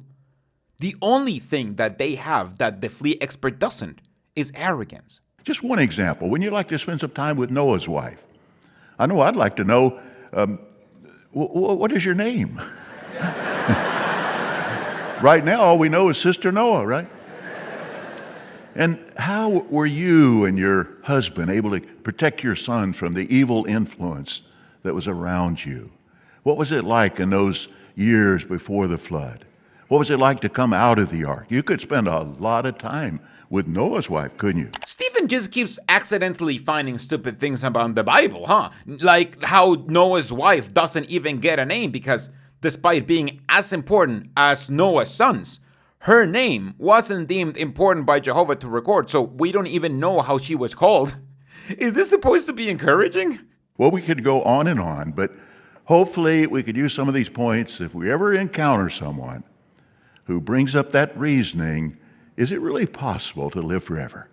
It's not only possible, it's guaranteed, isn't it? And it definitely will not be boring. And hopefully all of us appreciate even more this marvelous prize that Jehovah has invited humans to reach out and take hold of. Don't miss it. Don't miss it. Reach out and take hold of the real life. I think Stephen kind of forgot that he was ending his speech. So he had to readjust a little bit at the end so he could signal with his voice that his speech was ending so his followers knew to applaud him. I really doubt that there's anyone as willfully ignorant and perpetually anti-intellectualism as Stephen Lett is in the governing body. He looks to me like a cartoon of himself, a man who has spent his whole life making himself believe he is special, and no time at all learning about the Bible, about science, or about anything that isn't related to how special he is. He is the most ignorant, buffoon-looking person I've ever seen, and he still finds a way to remain boring. At last year's annual meeting, we received a new brochure, Love People, Make Disciples, and we embraced a new approach to our ministry. How's it going for you? Remember, you're only allowed to reply to that with better than ever. I can see how this came from Jehovah or some variation of that. Otherwise, you will not be allowed to remain in this cult. The Jehovah's Witnesses do this thing where they introduce a change or publish something new and then release a video of people glazing that change and talking about how amazing it is. At this point, the glazing video, which indirectly glorifies the religion and the governing body for the change, are so regular that they seem to be scheduled along with the change itself. New publication, a glazing video about how that publication is the best thing ever. New changes in shunning, a glazing video about how loving that change is. This is a large and slow organization, and yet they produce those glazing videos within 6 months-ish of doing the change. I wouldn't be surprised at all if we found out that they scheduled the glazing video ahead of the change, so by the time the change comes, the religion is already focused on making a video about why the change is great. And all of those videos are the same. You get smiling and corporate-looking Jehovah's Witnesses from all over the world who will, for the very first time, admit to the issues of the previous system, only to point out just how wonderful the change was and how grateful they are to the governing body for it. Did I enjoy memorizing presentations? No. I think I just got used to memorizing presentations. It was something we did since we were kids. I found that it was kind of hit or miss in the way that people responded. Sometimes they responded well, sometimes they didn't, because maybe that wasn't a subject that interested them. See, this is the first part, where they, for the first time ever, acknowledge the flaws of the previous system. These flaws are here because the door-to-door ministry, along with the presentations, are nothing but a leftover from this religion's book-selling era. When this religion first came to be, this religion wasn't really a religion. This was a book publishing company with readers. Those readers started to get together to hear the author, Charles Russell, talk about what he talked about in his books. Later on, when Rutherford took over, the book publishing aspect got even stronger, with constant upgrade in the buildings and in the machines used to make the books. They started producing expensive-looking books with hard covers and vibrant illustrations to keep the reader engaged. And in order to sell these books, they trained their followers to become book sellers, teaching them different sales pitches and basic sales techniques to get the person interested in the literature. I have a video on it, but that's basically how Jehovah's Witnesses ended up with a 10-hour per month minimum goal to go door to door doing canvassing efforts for the religion, and why they don't have that anymore. It was all to sell literature for this cult. Now, 30 years later, after they stopped selling literature, they finally realized that they should probably get around to stop doing sales pitches for Jehovah's Witnesses to not sell anything. Isn't this proof of Jehovah's blessing? Except the new method isn't as new as they want you to think it is. I read and studied the brochure completely. Honestly, I thought that I got this. I didn't. When we first got this brochure, I was very intimidated because I was so used to the method that we used before. I was at the airport, and the guy behind me, he's complaining about the heat in Florida and that the only reason why he was there is because of a funeral. I stopped him and I said, "Excuse me, I overheard you saying that you were here for a funeral. Who died?" And he said, "My mother-in-law." Then I remember I have a magazine about comfort for those who grieve. And then I pulled the magazine out and the conversation was done. In my mind, I said, "Wah, wah." He ain't gonna talk no more. He didn't. This is where this story ends, by the way, because even in their propaganda where they are glazing the new approach, they know that it would be a step too far to pretend like this approach actually works. That's too unrealistic. Also, this isn't a new approach. This is simply informal preaching, which has only been new approach for like the last 50 years? Seriously, if there's any Jehovah's Witness watching, what is the new thing about this new approach?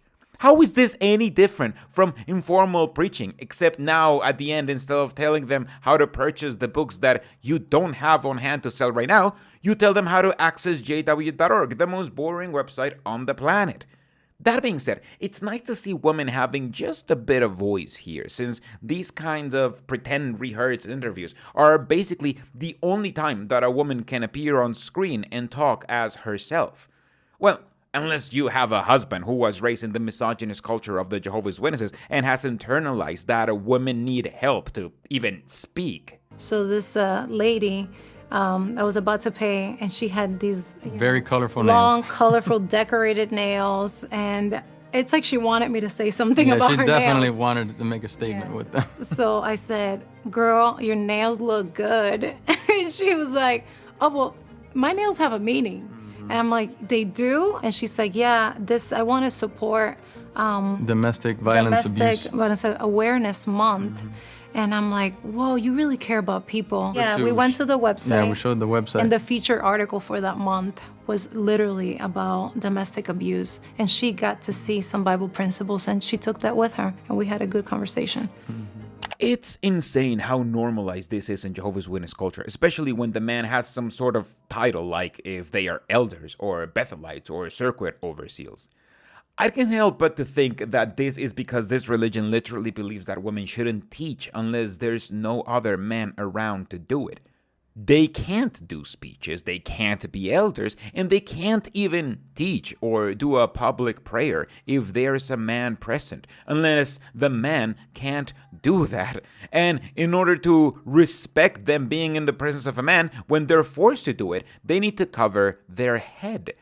Most of the time we see women on screen is in dramatizations written by, you guessed it, men. So they are nothing more than whatever the writer and director want them to be. These interviews are the only chance a woman can publicly speak as herself without having to cover up her head. Once you take all of that into account, is it really surprising to see her husband acting this way? Also, this is the best kind of story you can realistically hope to get. You see a woman with nice nails, you narcissistically assume that she must have those nails because she wants to get the attention of people, you included. You establish a conversation where you try to look like you're listening and wait for your chance to show them jw.org, which has been the ulterior motive. You had to establish a conversation in the first place, and job well done. And isn't it Jehovah's hand that they had a domestic abuse article on jw.org during Domestic Abuse Month? This is even sadder to see here because a misogynist culture that teaches women to remain silent is the same kind of culture that fosters domestic abuse, which is exactly what happened between my elder father and my pioneer mother. Wonder if they'll get to that episode of Caleb and Sophia. Oh, and if you think I'm being disingenuous when I say that the Jehovah's Witnesses always have an agenda establishing a conversation with you in the first place, that's not me saying it. That's Mr. Can't Let My Wife Speak saying it. Because there's no agenda necessarily, you're not trying to leave a specific publication, you feel more relaxed. And oftentimes the conversation's naturally going to go there. He literally just admitted that before there was always an agenda, and now sometimes there isn't.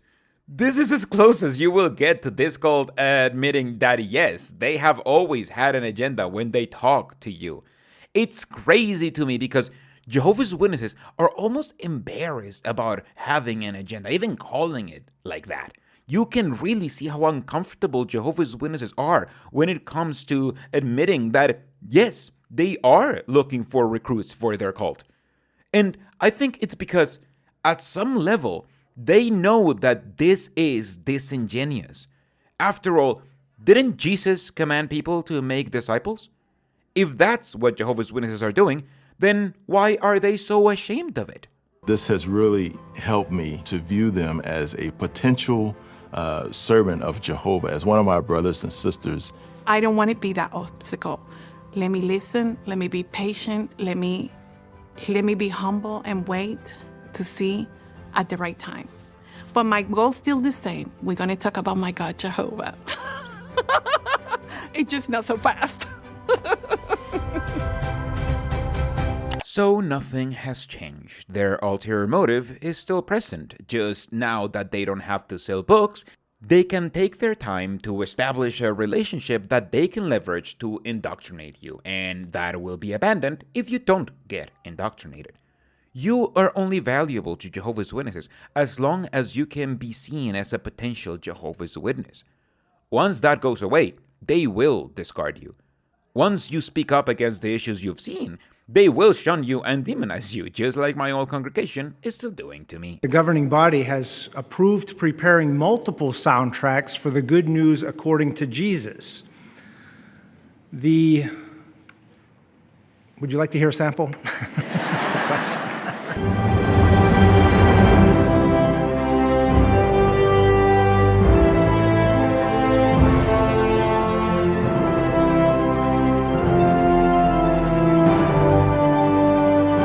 This comes right before the final talk by the most obnoxious and arrogant member of the governing body, David Splain, and it's for an important reason. I thought of cutting this bit out, but after watching the speech, I wanted to leave it in. You'll see why in a second. And also because Gage then says this.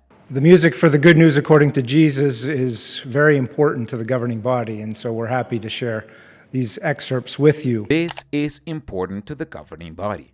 Those are the ones who deserve the credit.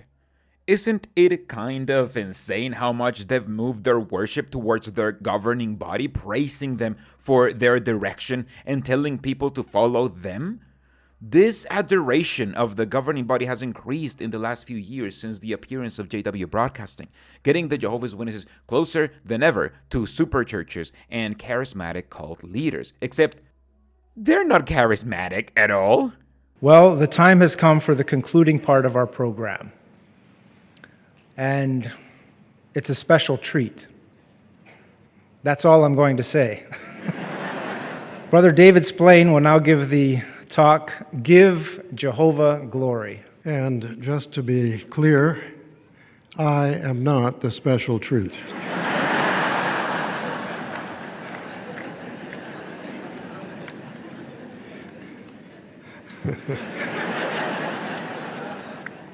Yeah, we know, David. Jesus, this fake humility kills me. I hate how smarmy Jehovah's Witnesses can be as long as they always redirect praise to Jehovah. I've never liked David Splain ever since he was the boss of Mr. Incredible. Just get to the point, Gilbert Humph. That's the name of this character. I feel like my joke won't land if I don't explain it. Well, I don't have to tell you that many people today are totally self-absorbed.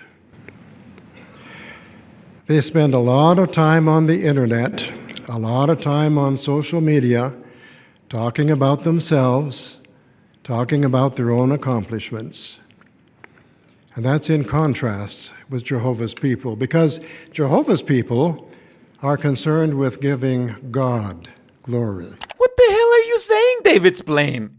This comes just after a video talking about the accomplishments of your new indoctrination program that isn't new and doesn't indoctrinate. And directly after they made Jehovah's Witnesses sit through a whole instrumental song, an accomplishment that the governing body didn't do, but that they still got the praise for before and after showing it. This cult makes a point of making content praising themselves, the leadership, and their efforts, so much so that they literally did that right before David's speech. I swear Jehovah's Witnesses are in such a deep echo chamber that whenever they want to criticize outsiders, they end up doing nothing but projection. And this is in line with what we read at Psalm 96 and verse 8. Now, this is the only text we're going to read during this talk. And I am going to have a look at 3 words in the phrase that we're going to be reading. So please, let's look it up. I'll give you a moment to find it. Yep, Jehovah's Witnesses used to criticize Christendom for only reading a few out-of-context verses in churches and making a whole speech around that. But now David is only going to read one Bible verse in his whole speech. He's not even going to read the whole verse. This is the current state of spiritual food. And it's just the first clause, the first phrase that we're going to look at. It says, Give Jehovah the glory due his name. Give Jehovah the glory due his name. Now, what were the circumstances during which these words were first spoken? They were first spoken on a very happy occasion, a special spiritual occasion. They were first spoken, they're part of a song. And that song was first composed by David when he was bringing the Ark of the Covenant back to Jerusalem.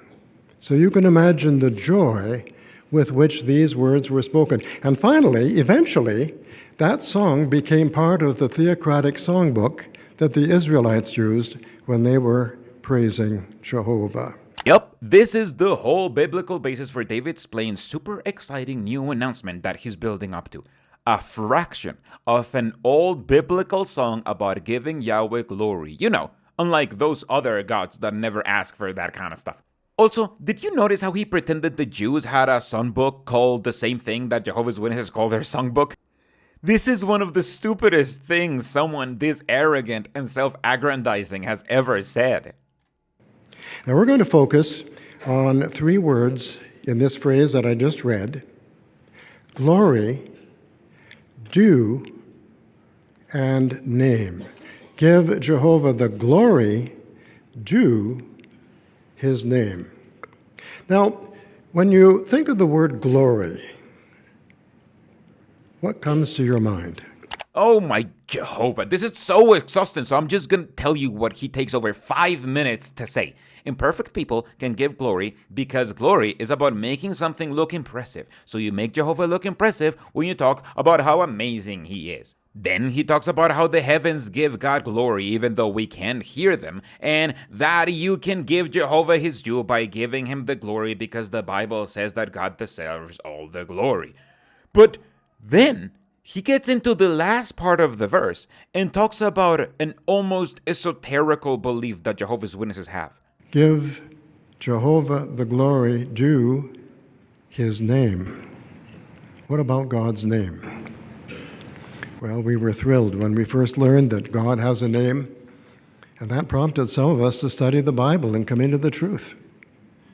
Now, if learning that God has a name had that effect on you, don't you think that it could also have that effect on people in your territory? Have you asked people in your territory recently, would you like to see God's name in the Bible? Or have you ever seen God's name in the Bible?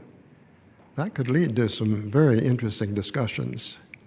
For some reason, almost the only supernatural belief that Jehovah's Witnesses have is that the word Jehovah is kind of this magical thing that can repel demons or attract followers if you just say it out loud or show it to people. So much so that many Jehovah's Witnesses have been converted into their religion just because they heard that name. Except, I have literally met thousands of Jehovah's Witnesses, and never once did I meet anyone who actually went through that. And that's because the word Jehovah, which is of such invaluable importance to the Jehovah's Witnesses, is actually a fake name for God. I made a whole video about that too, but suffice to say that the name Jehovah was made in the Middle Ages, a fact that has been acknowledged by Jehovah's Witnesses themselves, which means that we know for a fact that nobody in the Bible and nobody in the first centuries ever spoke it. The real pronunciation for the word has been lost to time, but we know that Jehovah is definitely not the right pronunciation. Jehovah's Witnesses want to say both that this name is invaluable and almost magical, but also, if you press them on the origins of the name Jehovah, they will just say that they adopted it because it was wildly used, and that what really matters is to establish a relationship with God. So which one is it? A missionary is serving in a country where most of the people believe in God. They're either Catholic or Muslim, but they all believe in God. They don't know much about him. But I like the way he reasons with them. He says, when you want to become friends with someone, the first thing you do is introduce yourself. You tell him your name, he tells you his, and you become friends. Well, we all want to be friends of God.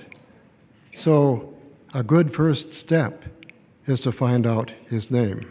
And then he reads the Bible, God's name in the Bible.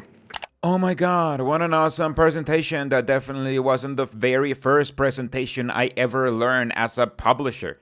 Seriously, how is this new food? And has this approach ever worked? Why is David's plane stuck in the past? And if he's stuck in the past, how come this speech doesn't even attempt to pretend it's all going to be biblical? And we know that Jehovah can cause us to become whatever he wants to be.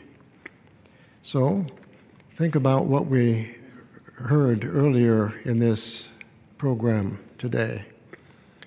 If he wants us to become a missionary, if he wants us to work in construction, if he wants us to be a special pioneer or to serve at Bethel, Jehovah can give us the strength, he can give us the ability to do that. And all we have to do is put our trust in him. And there you have it. If Jehovah wants you to work for free for this cult and spend all your time working for free for this cult, then Jehovah can give you the strength to do it, even if you don't want to do it because you're forced to do it now. This is what separates the Jehovah's Witness from religion altogether and into a cult. They teach that what Jehovah wants is for you to work for free for the cult, even if you don't want to do that. He goes on to mention other ways you can give glory to God by doing things that are beneficial to the cult or to the cult's image before giving Jehovah's Witnesses a goal for 2025. Not a New Year's resolution, though. Those are demonic. So in 2025, let's give serious thought to ways we can give God glory. And to remind us, those words, the words of Psalm 96:8, are going to be posted in our kingdom halls as our year text. So what's the year text again? Psalm 96:8, give Jehovah the glory due his name.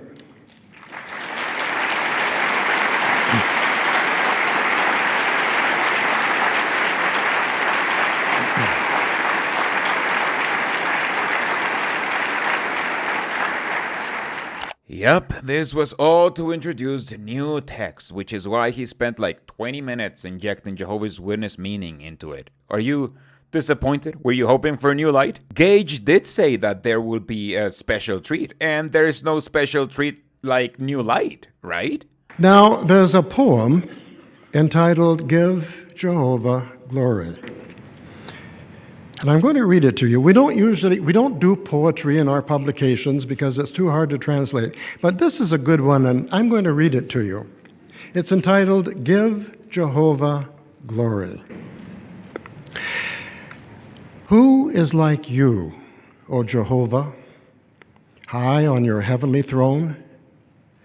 How could I ever repay you for all of the love you have shown? Yeah, so this turns into David reading us a poem about God that he likes, which we're not going to hear in its entirety because it's literally the most boring and basic poetry you can think of about the absolute most basic concept of loving Jehovah.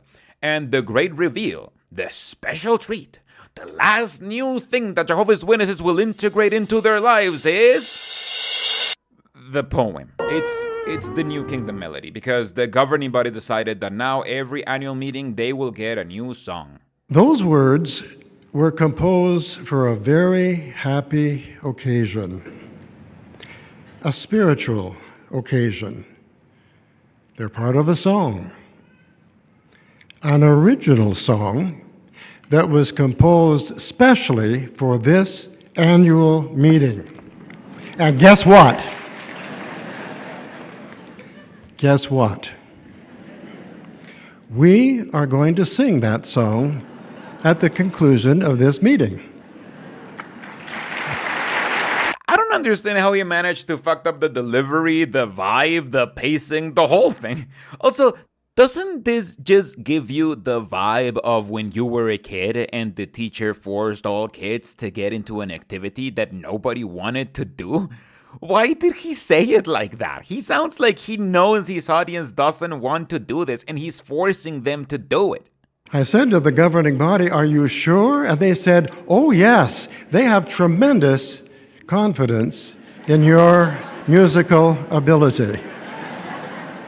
Now, just so you know, the governing body has decided that from now on, a new original song based on the year text is going to be featured at each annual meeting.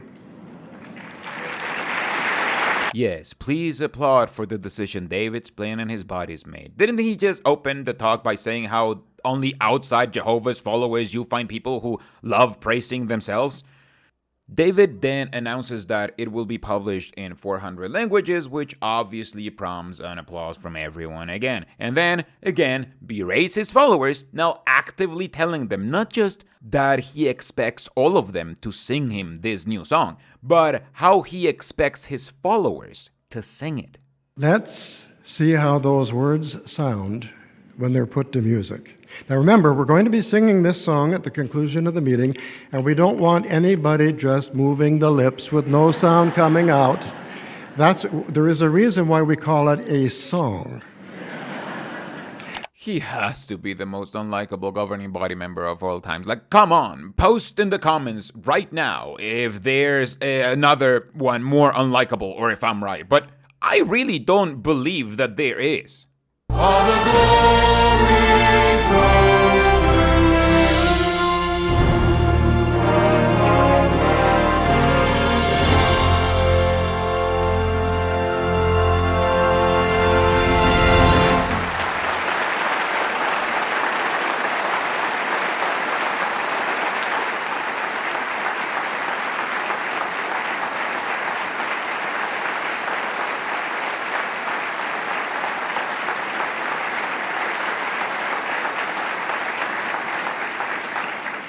You sure are an encouraging group with all this applause. You know, that's why we're going overtime. Well, now, if you're listening in your room, when the time comes to sing, be sure to join in. Remember, the Lord is listening. So don't think that just because you're in private that you shouldn't join in. We all want to join in, and this is a way we can give additional glory to Jehovah. So, in 2025, let's pay special attention to ways we can give God glory. He certainly is worthy. Yup. With that New Year's resolution and the special treat announcement that now Jehovah's Witnesses will have to sing a new song every annual meeting that they have never heard before, David's speech finally ends. Now, the annual meeting isn't over, but that doesn't mean that Gage can't read a few reviews aggrandizing himself and the rest of the governing body for this annual meeting already, now does it? Some of the comments that were expressed by some of these branches really sum up what we've felt at this annual meeting. For instance, one country expressed, in this world filled with so much uncertainty and division, and isn't that what we see everywhere in the news these days? Uncertainty, division, how thankful we are to be joined together with you in this brotherhood, enjoying the peace of the Christ in our hearts. And one other branch expressed what an awesome privilege we have to be part of such an organization that is ever on the move. And of course, that is a result of Jehovah's direction on his organization. So we appreciate receiving these greetings from so many different places.